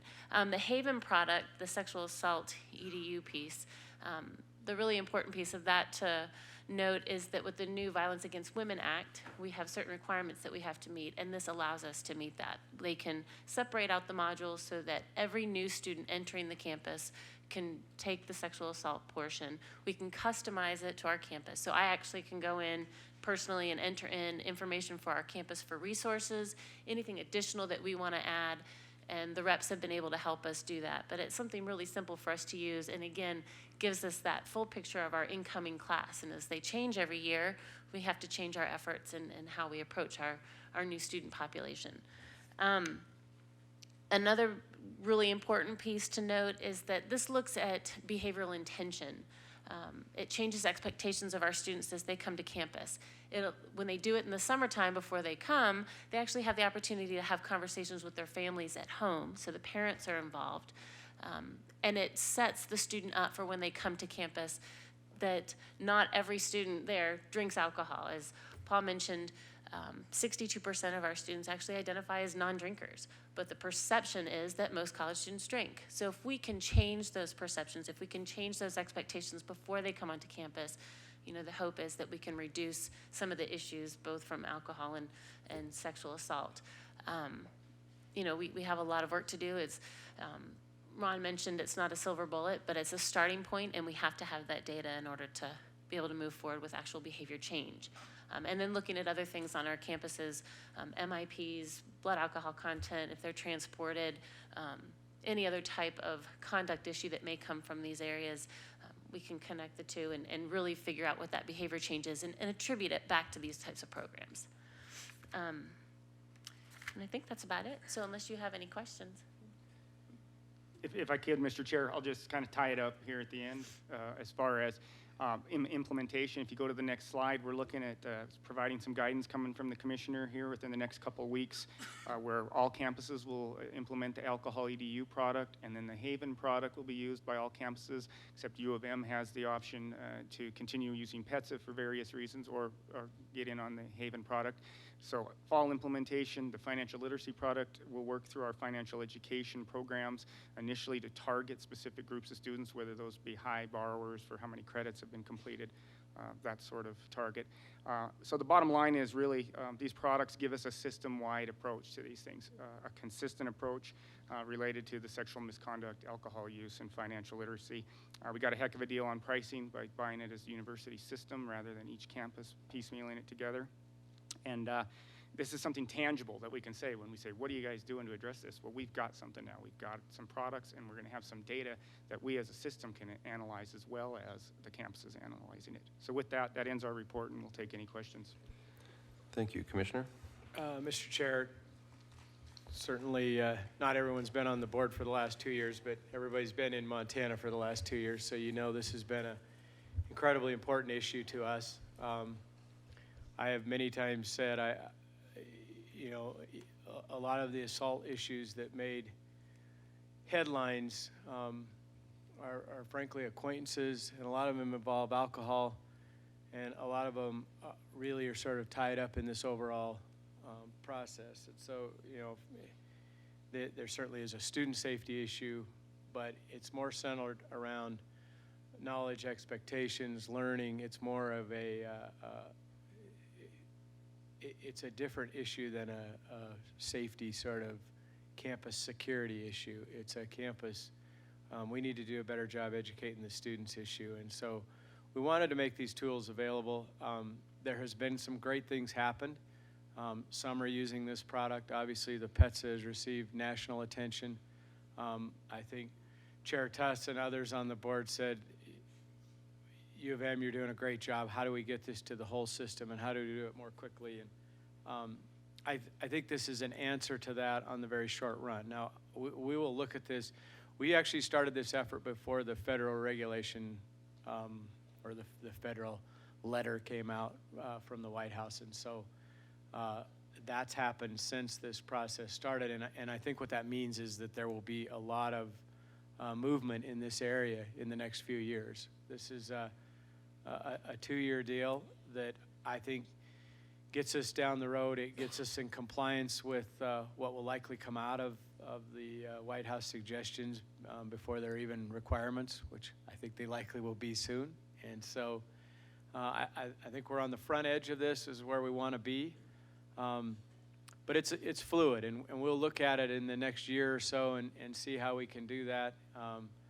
Missoula's got a great product. We'll see how that fits in and work these together. But this, I think, really follows board directive to get this and get it done and get it happening at all campuses now. And so this will be available. And then the financial literacy piece, certainly been a topic of ours. We will find a way to work that into this as well. We're looking at some various options of maybe we can induce those students to take that part of the module as well. But I think this is exactly what we need, and I think we need it at a system level, and it'll help us move it forward. And I guess I'm babbling to just tell you, we'll continue to look at this as we move forward. It's a moving target, and we know that, and we know that our campuses also have things to bear that will add to it. We just felt like we need to get it moving, and then we'll work together to see how the next few years unfold. Thank you, Commissioner.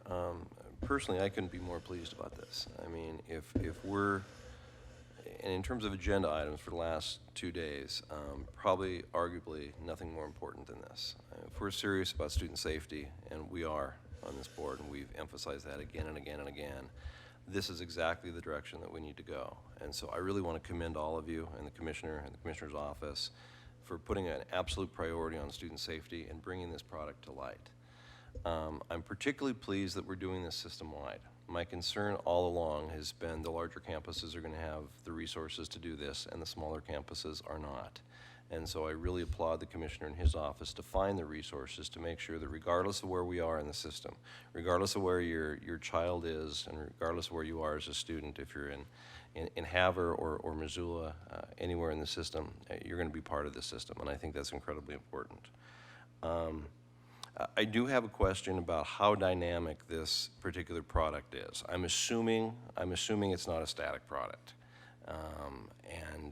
Could you talk a little bit about that in terms of how it changes as you know, they learn things, or if they find out its effectiveness isn't as great as they thought it was, or they need to make those changes? Would one of the campuses? Have you had it long enough to know that? Yeah. Well, you know, one thing that related to the sexual assault module, they've really beefed up the Haven product, I believe, to meet the new requirements for Campus Save. So we're really pleased that we'll have a product that's going to meet those requirements, that we're able to say we're addressing that appropriately with our students. So we just got the report, a report last week, which is a 20-page report that we're just digesting right now. But that's where we're looking at the impact data and doing some of the analysis just right now. So new information, I think they've really beefed up the Haven product. Our alcohol EDU, as we look at that, we have a tremendous amount of data. We were planning to share that, but we were still putting that together so it could be appropriate to share with you and the rest of the campuses. So that'll be available in the future. And so I think that'll demonstrate how they're reacting and how they're changing their programs to make sure that the learning outcomes that they're stating are being done are being addressed in the product. Maybe a rambling on type statement, but we do believe that the data that we're getting is reflective of what's happening on our campuses. And I think, Chair Tuss, part of the answer is EverFi is a national company that is providing these services around the country. Certainly as these mandates come forward, they're pledging to make sure that the curriculum stays relevant. And you know, I think that's important too. Our campuses are very capable, and there's nothing a higher priority than student safety, but they also have a lot to do. This company, this is what they do, and I think that brings a good mix for now to the table, because they're focused on what it is they do, and they know they're providing the services nationwide, and it has to be relevant and it has to be compliant. And so, you know, I feel good about that, but I also, like I said, I think other companies may emerge in the next few years as you know, the mandate really triggers campuses all over the country to start looking at the same things we've been looking at in Montana for the last couple of years. And we really have been on the forefront. President Ingstrom's been on the forefront, a place he says he often is not sure that he's happy to be famous for, but still glad to do it, because I think it serves students, and that's where we want to be. Well, keep up the good work on this, and please keep us informed about this as you learn more, as you dive into this, and as we go into fall and next year. Please keep this board as informed as you can about the effectiveness of this particular tool. And I see that President Engstrom has grabbed his mic, and I do have a question for you, President Engstrom, how this meshes too with your effort. I know that your effort is a little bit different. I'm incredibly impressed with your effort at the University of Montana. Can you talk about that a little bit? Sure. Mr. Chair, members of the board, thanks for that opportunity. I did want to say that we felt it was critically important for us to develop a very targeted product a couple of years ago when we did put PETSA together, and I have to again commend the hard work of faculty and staff that put in hours and hours and hours to make that module available. And it has been very effective for us. I think over time we may find that specific approach won't be quite as critical, quite as necessary, and maybe we'll migrate to one of these commercially available products. So we'll just keep our eye on these products very closely, and I appreciate very much the feedback and hearing about them. You know, there may come a time before too long that we would adopt the same system-wide approach to this. So, but I think it meshes very well, and I think Commissioner Christian is correct that we will see not really a proliferation, but a growth in these kinds of modules and products available out there. Thank you. Thank you. Further questions or comments from the board? Regent Krause? Yeah, I'm not sure. Part of me thinks we got the can opener out and opened the canned product, but I think, it's out there, it's tested in other campuses. I would like to get some feedback maybe at the next year's summit, about from the students about it, right? It would be great if they would evaluate it and give us some feedback at that time. And if we're asking our student governments to do something for us, they're heavily involved in these issues, and it would be good for them to evaluate it. But I think we do need to move forward quickly, and it's a start. I guess I'd say it that way. It's a start. And so if we could get some formal evaluation back, that'd be great. Sorry, Mr. Chairman, we can, and the software itself allows for some student feedback in there. So part of the data collection, we'll get some feedback as to the relevance of it or what they feel, and then we'll absolutely follow up. Yeah, very interested. Regala. I've been a broken record this meeting. All I do is offer thanks. Just a historical background here. This last August, Regent Krause and I were at the Bozeman Student Sexual Assault Summit, and a lot of people in this room were there as well. And it was a gathering of 400 students, a lot of enthusiasm, a lot of motivation, and the one question was follow-through. What would come as a result of this gathering of ideas and individuals? And I just want to offer heartfelt thanks to first the student academic officers who got together and started to begin to have conversations. I'd like to thank Ron Muffick specifically, and Clay, everyone else in your office who decided to move through with this, the board for continual support on it, because from my perspective, I really did not expect quick action like this from either the board or the commissioner's office, and I'm pleasantly surprised. And this is, like everyone has said here, a great first step, and that's really exciting. So I really do thank you. Appreciate it.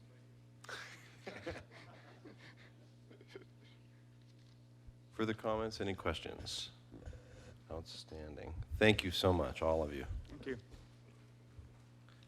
I guess we're on to item F. Chairman, members of the board, item F is an AIMA update, and all of you are aware that in November we present the data on American Indian and minority achievement students within the system, and what I've asked our AIMA director, Brandy. I was trying to remember now I've got a title in front of that, doctoral candidate, Brandy Foster, who is our AIMA director, to give an overview really of what our efforts are and our capacities are in the system in terms of working towards American Indian and minority success. Thank you. Good afternoon, Commissioner Christian and Chairman Test, members of the board. As Commissioner Moisey said it so eloquently, my name is Brandy Foster, and I'm the Director of American Indian and Minority Achievement for the Office of Commissioner of Higher Ed. I get a lot more practice than you do, Neil, so it's okay. So I was fortunate to present to you at your retreat in February and provide some context of our system, historical context, but also some current practices. And I was asked to sort of reiterate that information in a public forum. So we'll go through this. I know that I'm the last person to present, but it's important information, so I hope that we can engage in a conversation as necessary. As you know, as I say every time, in 1972, Montana had a constitutional change where 100 non-native delegates got together and made some different changes to the Constitution, one being to recognize the unique characteristics of the people of the state of Montana in our public education system. And Elizabeth, go ahead.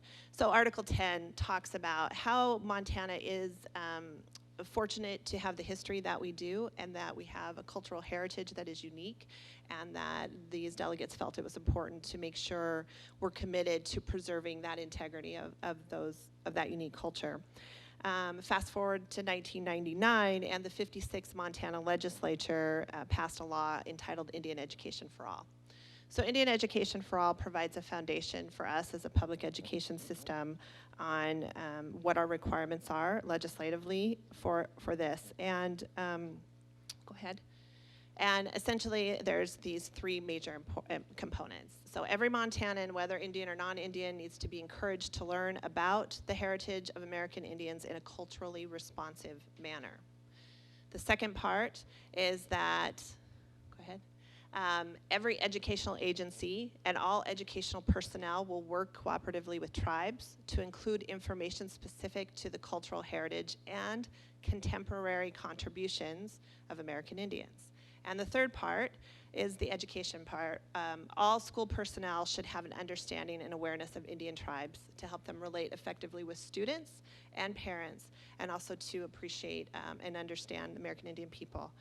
And when we say school personnel, for us as a higher education system, we're talking about faculty, staff, administration, as well as our governing board members and the members of the commissioner's office.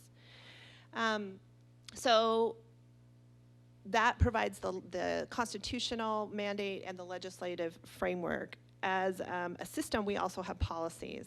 And your policies are not run under the Office of American Indian Minority Achievement, but certainly I pay special attention to those. And the office known as AMA is here to support and facilitate the implementation and management of those policies with the help and with the assistance of the people that do the work on the campuses. Go ahead. So here's just a couple we'll go over. Certainly 1902, the Minority Achievement, which has some components regarding goals. You guys have stated that you want to make sure we enroll and graduate American Indians and other minorities in proportion to the demographics represented in our state population. Right now, we have in the state of Montana about 7% of our general population identifies as American Indian, and in the university system, we run right around 4%. So you can see that there is a gap, a discrepancy there just in overall numbers. If you include the tribal colleges in that as a state, we actually, as a whole entire state, see about 9% of our total college enrollment as American Indian. But again, our goal is specific to our system.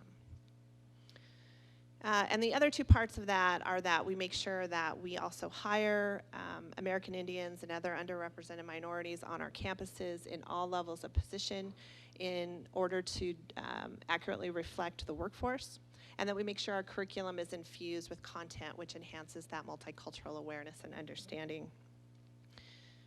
We also have an academic standard, go ahead, where we say that each campus of our system is required to offer a formal course in American Indian Studies, and that course must have been developed with the advice and assistance of Indian people.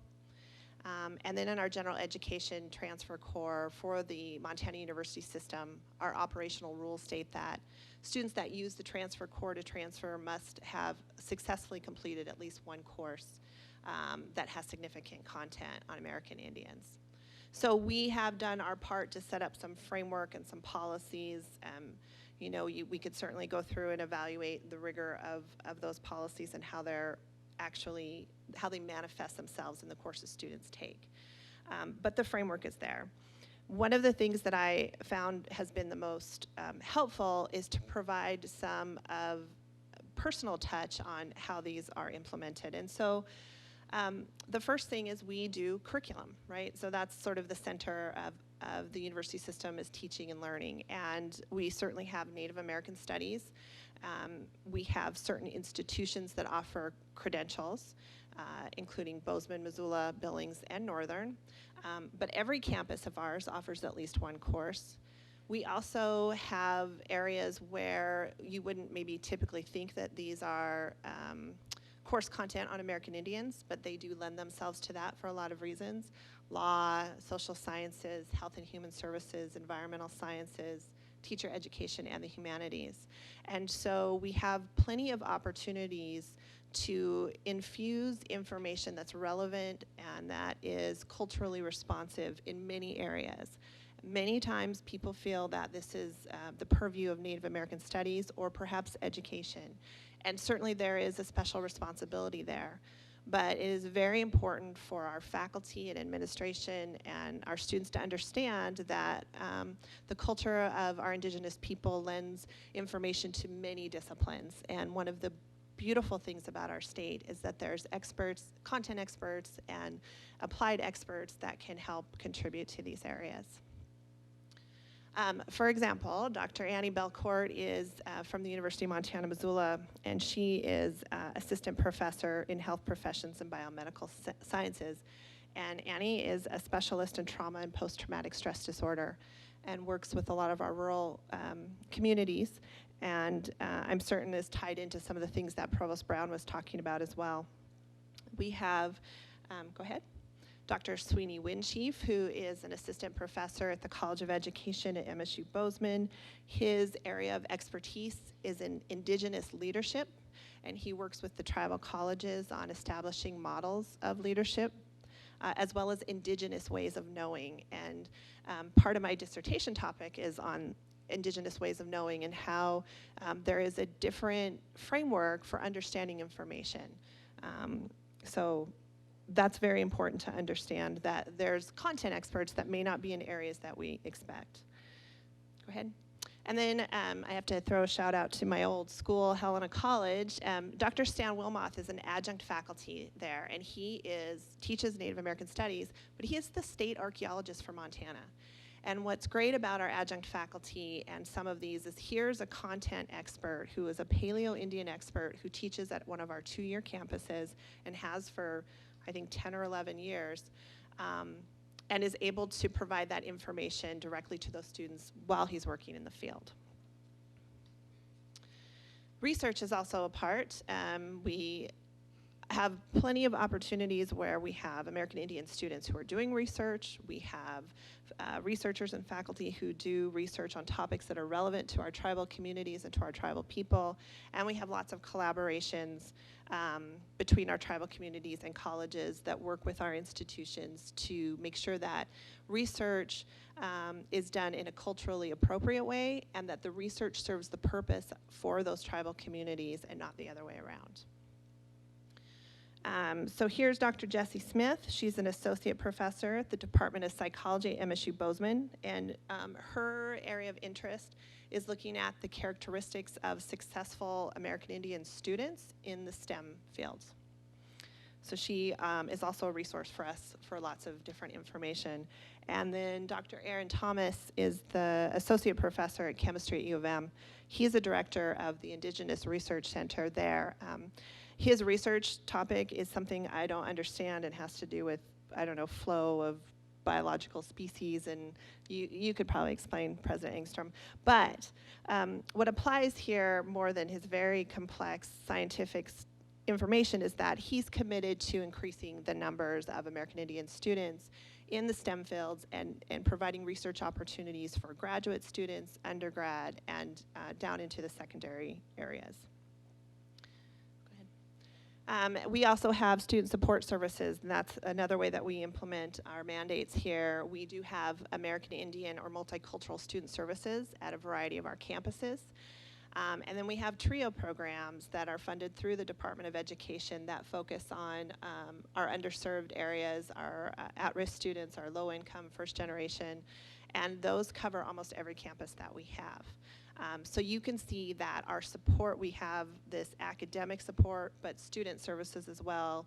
We know that there's a unique need there, and we look at ways to address that. Go ahead. For example, this is Reno Charette. Reno is from MSU Billings, and she's been a long-time member there. She is adjunct faculty and also runs their American Indian Services. She provides a lot of support for many students.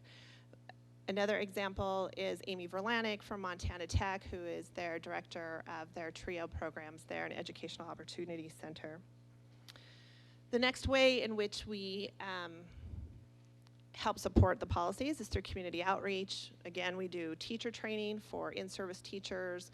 In our health professions, we have clinical rotations that take place in our tribal communities, in our Indian health services, in our urban Indian health clinics. We also on our campuses, you'll know that we have different cultural events that help to celebrate the unique culture, as well as provide opportunities for volunteer and service learning. For example, at University of Montana, Dr. Heather Cahoon is the Kiayo advisor, which is the student group that supports their annual powwow. She teaches a course to the students on how to do that, how to fundraise, and she's a poet that reaches out also to the school districts in the community and talks about expressing herself in the written word. And then Dr. Shane Doyle. Dr. Doyle is from the Native American Studies Department at MSU Bozeman. This story is fascinating, and there's a video at the MSU website. If you go, it's about 4 minutes, and it's Dr. Doyle talking about his experience in serving as a liaison between the scientific community and the Native American community when it comes to remains. And specifically, there was remains of a 2-year-old boy found outside of Wilsall in 1968. And those remains have been dated to 12,600 years ago. So Dr. Doyle has served as the liaison recently with the scientists and the Native American communities about how important the genetic information is that they're getting from those remains, but how to be culturally respectful and what that means to those tribes. The genetic research has shown that that boy is a genetic ancestor to the Native American people that live in our state and through our region.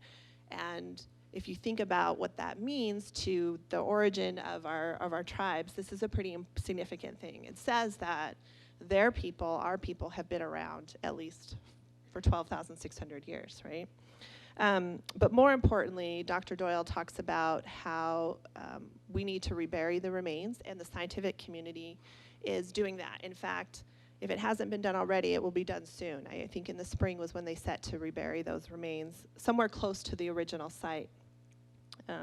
So this is a way in which we have expertise in our community that helps to support the indigenous people of our community.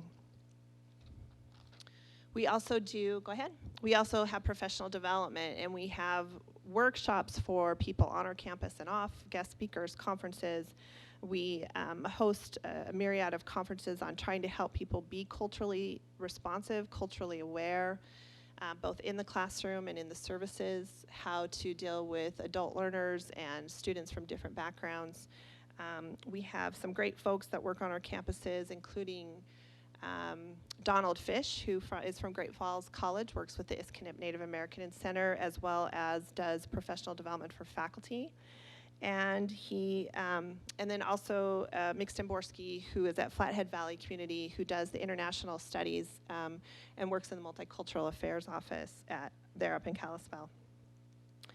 So, go ahead. So, again, this is meant to provide this framework that says, we have some mandates that say that we need to pay special attention to our American Indian population as students, as staff, as a community.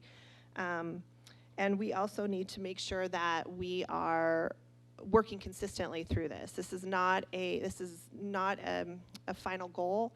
There's not a time that I think this conversation will ever stop.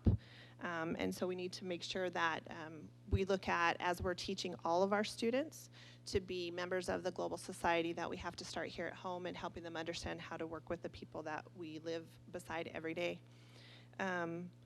And also that we are unique that way, and not unique completely. There are other states similar to us, but we do have unique opportunities, and we do have a constitutional mandate, which is unique to us, and so that means we have unique responsibilities.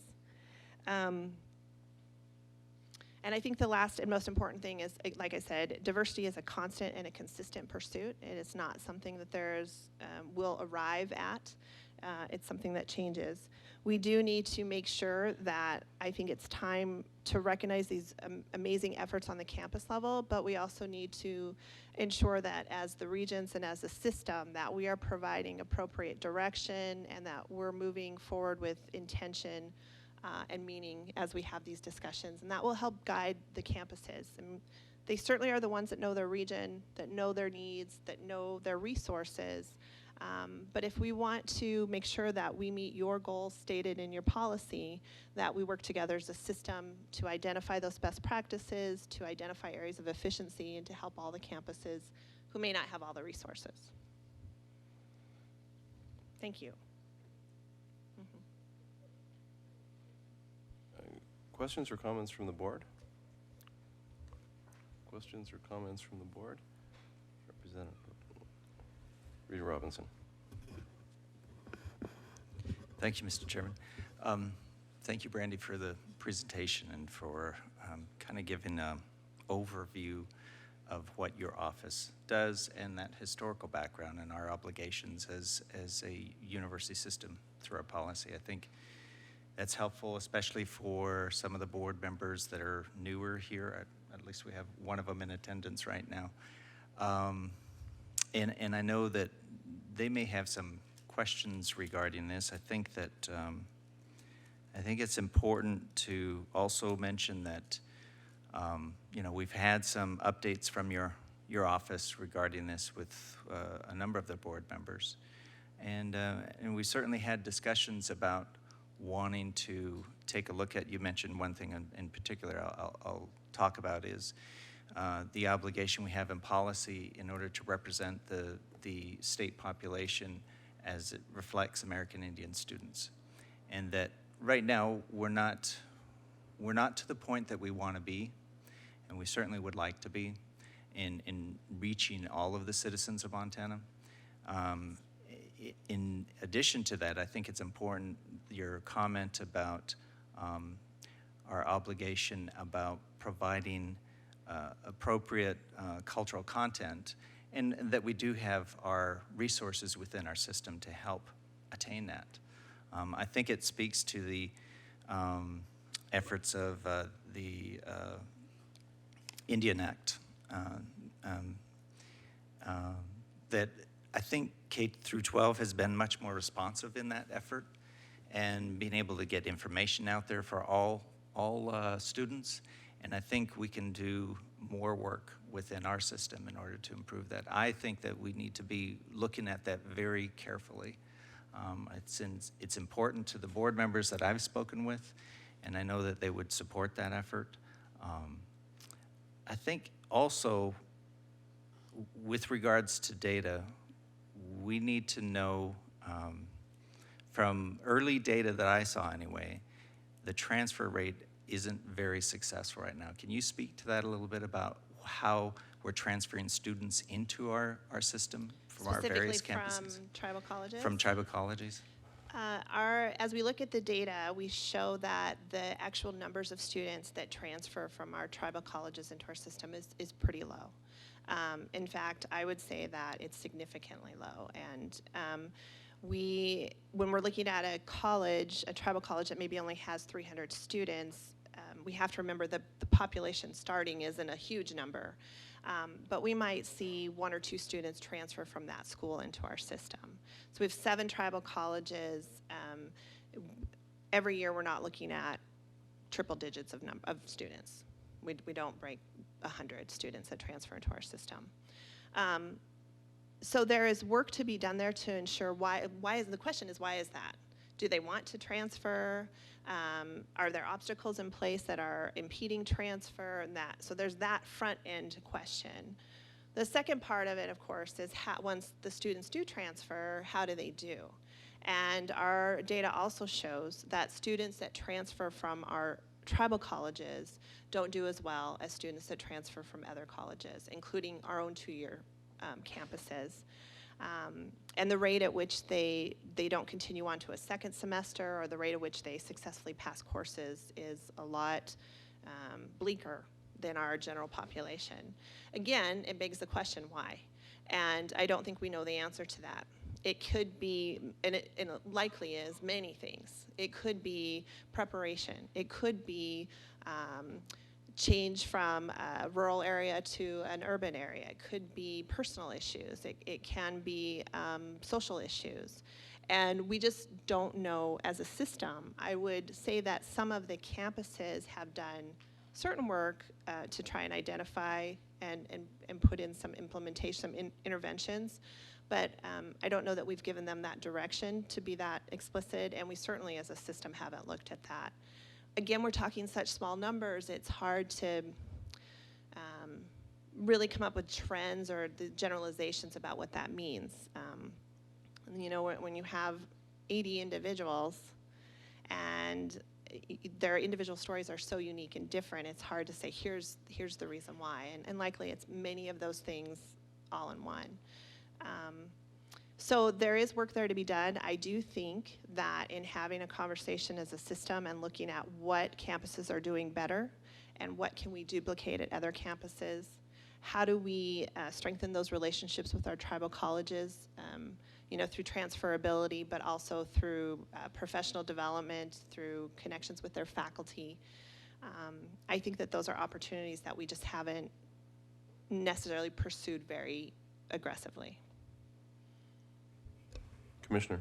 Mr. Chairman, Regent Robinson, I guess, the more questions we ask, sometimes we not only don't know the answers, I think a lot of times we don't even know the questions. And I think that's sort of at the heart of this conversation.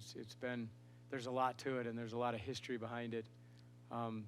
Certainly, Regent Robinson, you bring a lot to the table, but you also bring an interesting perspective on this topic in particular, and I think that we have really a great opportunity to do some good here. It's going to be, and Brandy and I have spoken this as well, it's going to be having some good in-depth conversations, asking some tough questions, and trying to understand those answers. I think my office and everything I've heard from this board is we're all extremely committed to that. The chairman, Regent Robinson, and myself had a very good conversation a few weeks ago about where we possibly can head, and I would like to see that conversation expand. And we talked about getting together very soon to include the president. And ultimately, I think we are doing a lot, as is seen. What I don't know is if any of what we're doing is helpful to the students or not. We feel good about it, and that's a lot of what we do. And we've got a few hundred years of that as history, and that's fine. Might be tough to change it all overnight, but we need to change it, and we need to change the conversation. And I guess I'm just saying we're very committed to that. I think we've got to ultimately involve our campuses and those students that we're trying to affect and really sort of boil down. The good thing about small numbers is we can have a lot better outreach and get some good, meaningful feedback besides sort of the monkey survey as to what's working, what isn't. And I think we've got to ask for all the stuff we are doing, which is substantial. Is it meaningful to anyone, and should we continue that, or should we change dramatically what we've done? And I think we have two presidents. We've had this conversation, are very committed to that. We just want to try to get a sense of where we're going so we know how we can help in a meaningful way. And so, I guess I wanted to bring this forward again. Certainly some of the board members have seen this. No one in the public has seen it. I think it's an important starting point, but clearly, as Brandy said, it's the beginning of a conversation that will never end, and nor should it. But I think we can make some headway on it. I'm very convinced. I think we have the right dynamics in place to do that, and I think we've got to get in the right forum where we can ask some very difficult questions and try to really boil down to what's worked, what isn't, and then we'll know where we're better positioned to go. And so we will do that. I certainly pledge that those meetings will start to happen now, and we'll expand that sphere over the course of the summer and continue to bring items back to the board as progress. And with the direction of Regent Robinson, I think we can make a difference. I really do. And I know a lot of people before me have said that, but that's what we're going to try to do, and I feel comfortable we've got the right cards in place to do it. I would say that when you talk about, are these practices effective? If you look at our data for the trends over the last 10 years, we don't see a significant change. We see our enrollment, our retention, our graduation rates have stayed really around the same. That doesn't mean these programs aren't effective, because I would shudder to think what would happen if we take them away, and I'm not willing to do that social experiment. I hope none of you are willing. But what that says to me is maybe we've kind of done what we can using the same model. And I've worked in student services a long time and worked in this area for a long time, and we do the same things. We do the same types of things. We model the same types of things. I think, like the commissioner says, it's time to put the smart people we have together and say, what can we do that might be different? And with these small individual numbers, it might not take as much effort or as many resources as we might think, to really make a huge difference in the lives of these students and of these communities. That's right. And yet over those 20 years, in some ways, we've tried to do more, and we haven't really seen any results from it. And I think we really got to boil down, so why? I don't think the answer is that we just, okay, well, if that's not working, let's do more, and we don't really ever focus on what the more is. Right. We've got to see how, what it is, the needs of these students, that we can help them be more successful. And I think that's what everybody's goal is. But I do believe we really have to boil down into the question, and we've got to start with the questions as opposed to sort of starting with the answers, which I sort of think is where we've been for the last 20 years, and we haven't made much difference. And we have to not be afraid to ask that question appropriately, knowing that there is a lot of history, and it is, we're talking about people and personal lives and a lot of politically charged and emotionally charged topics, but I think we can do that. I think we have to do that. Mr. Chairman, if I might add just two things. One is, I agree that we need to look at the resources that we have right now and how effective they are and evaluate that. And so I look forward to working with the Commissioner's Office and the campus leaders as well to really take a look at that. I think it's important. The other thing that I wanted to leave a note on is that, for the last couple of days, we've talked a lot about quality of education and how do you assess quality of education. And I think this is one that's kind of inherent quality right here within our system, to have the diversity that we have and to foster that diversity, to have the type of exchange that we have right here in our state. I think this is a great opportunity for us to enhance that. I see here at Northern, they have a great representation of the Indian student population that interacts very effectively within the system here. And so I think there's some lessons to be learned from the resources that we have, and even on some of the other campuses as well. And so if we can emulate that in other areas, then we're at least moving in the right direction, and rather than just staying stagnant. So I appreciate your presentation today. Thank you. Regent Krause. Just quickly, I think it was at MSU, we got some statistics that kind of brought me up short, and we had been talking about this being a big part of our performance funding, and it's right up at the top there. And so, I don't know what we need to do. Do we need a subcommittee or something to keep this in the forefront so that we're reporting out every 3 months or something? But it has been. I think it's rising to the top as an issue, and I know the campuses will figure out some ways to meet those performance, because it means money, right? But I think for us as a board, somehow keeping it on the agenda every time is probably one of the more effective ways to do it, so that we're addressing it every time, and just put it out there that way. I was surprised at the numbers in last fall, and think it's an issue. Thank you, Regent Krause. Further comments or questions? Further comments or questions? Seeing none, thank you very much. Thank you. Thank you. I would now open up the floor to any public comment on the agenda for the Academic Research and Student Affairs Committee. Is there any public comment? Is there any public comment on this committee? Okay, seeing none, we'll move on. Thank you.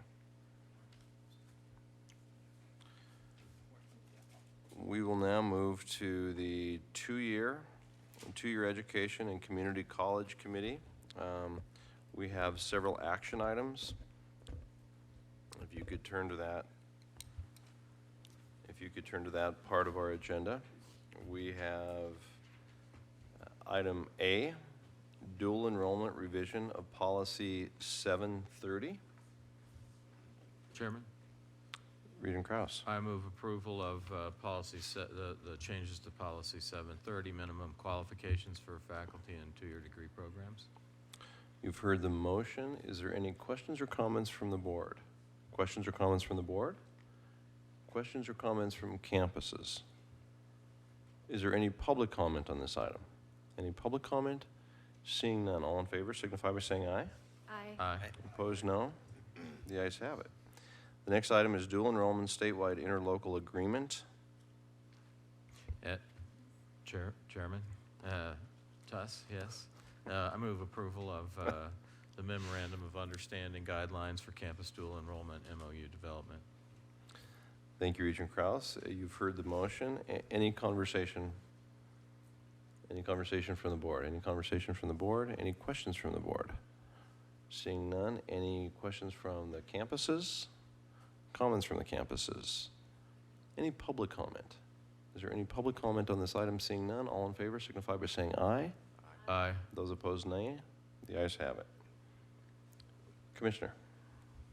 Mr. Chairman, the next item is item C, which was discussed in length yesterday. We would like to postpone action on this till a later date. I think we're actually pretty close to where this policy should be, but I don't want anybody to feel like it got forced down any throats, and so I would like to just go back and we'll visit some more about it and get there. The only comments I would make is that as this task force does the work that it was asked to do, which is to try to change the environment a little bit, there will be, and this policy may be one of them, sometimes that it's not completely comfortable. I think if we're going to change the landscape, that's where we might have to be. And some of these, I think, is just getting us where we want to go. So I'm not suggesting that this will come back a whole lot different, but I want to make sure that we give it its due share of conversation and that no one feels like they were uninformed, misinformed, or anything else. So we'll pull this off and bring it back at a later date. That's prudent. Commissioner, do you anticipate this being on September's agenda, perhaps? Mr. Chair, I think we'll see where we end up with it, either July or September at the latest, yeah. Thank you. With that action, we are now at item D, Developmental Education Revision Policy 301.18. Is there a motion? Mr. Chair, I would move to approve the developmental education revision of policy 301.18. Thank you, Regent Albrecht. You've heard the motion. Is there any questions or comments from the board? Questions or comments from the board? Seeing none. Questions or comments from the campuses? Seeing none. Public comment? Is there public comment on this item? All in favor signify by saying aye. Aye. Opposed, no. The ayes have it. Thank you.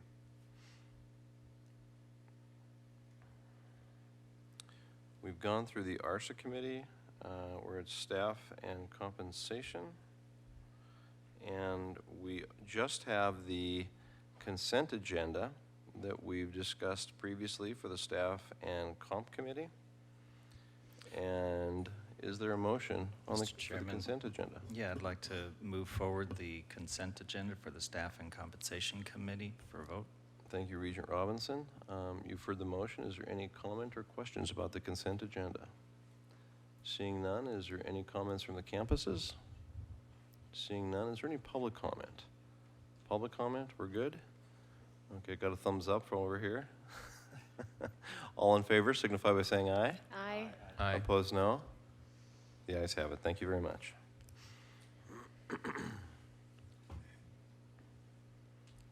Okay, we're now at that point, 11:30. We're only an hour behind, where we do our annual election of officers, which occurs at the May meeting every year. And for this particular item, I'm going to hand the gavel over to ex officio member of our board, Commissioner Christian. Members of the board, in accordance with board policy, we are to elect officers, that being vice chair, and vice chair. The commissioner actually serves as secretary of the board, so that's your slate of officers. And so at this time, I would like to open up for nominations for the office of chair of the Board of Regents. Chairman Christian, ex officio Chairman Christian. Regent Krause? I move to nominate Paul Tuss as chair of the Board of Regents. Thank you, Regent Krause. A nomination for Chair Tuss to serve as chair. Are there any other nominations? Any other nominations? we have a motion to close the nominations For chair? for chair? Move to close, yeah. All right. At this time, then, we will conduct a vote on the chair. Is there any comments from the board on the nomination? I made the nomination, so I'd just say that he's done a good job, as the interim, and he has a good style that I think involves us all very well, so appreciate his service as chair. Okay, is there any comments from the campuses? Regent Regalia. Just one additional comment. Interim Chair Tuss, if you do find yourself in this position, since you're running unopposed, just as a procedural matter, actually, no, I'm going to rescind it. All right. Any further comments from board members? Mr. Chairman, I'd like to make a comment. I too support this nomination. I think Paul has done a great job in chairing the board as interim, and I do know that it's a time commitment, and so I appreciate his time commitment prior to this and what he'll be stepping into as he moves forward with this, if this is successful, running unopposed. So, thank you. Any further comments? Any comments from the campuses? Is there any public comments on this item? Any public comment? Seeing none, we have a motion on the floor to approve Paul Tuss as chair for the next year. All those in favor signify by saying aye. Aye. Aye. All those opposed? Nay.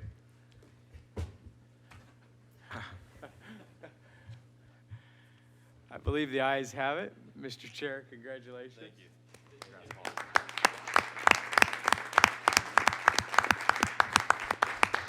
Thank you very much. Next, I would open up nominations for the office of vice chair. Commissioner Christian, Regent Albrecht. I would like to nominate Regent Robinson for vice chair. Regent Albrecht, thank you. Are there any other nominations? Any other nominations? Motion to close the nominations?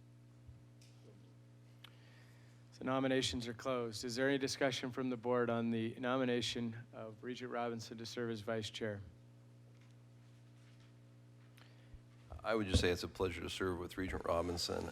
As the longest serving member of this board, he adds great perspective. We have a pretty young board here, not perhaps in years, but in terms of service to this board. He represents the longest serving member of this board, and I think that's 3.5 years. And adds great wisdom to most of our conversations, as I think everybody understands. He's going to be an outstanding member of the executive team, and I certainly support this motion. Thank you. Thank you, Regent Tuss. Any further comments? Any comments from the campuses? Is there any public comment on this item? Any public comment? So there's a motion on the floor to elect Regent Robinson to serve as vice chair for the upcoming year. All those in favor signify by saying aye. Aye. Aye. All those opposed? The ayes have it. Congratulations, Regent Robinson.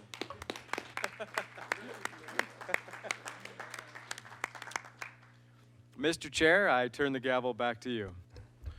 Well, one of those motions was unanimous. We're now at the point where we open up the general meeting to any public comment that there may be with regard to those items on the agenda or off the agenda. Is there any public comment? Any public comment? Any public comment? Seeing none, we stand adjourned. Thank you.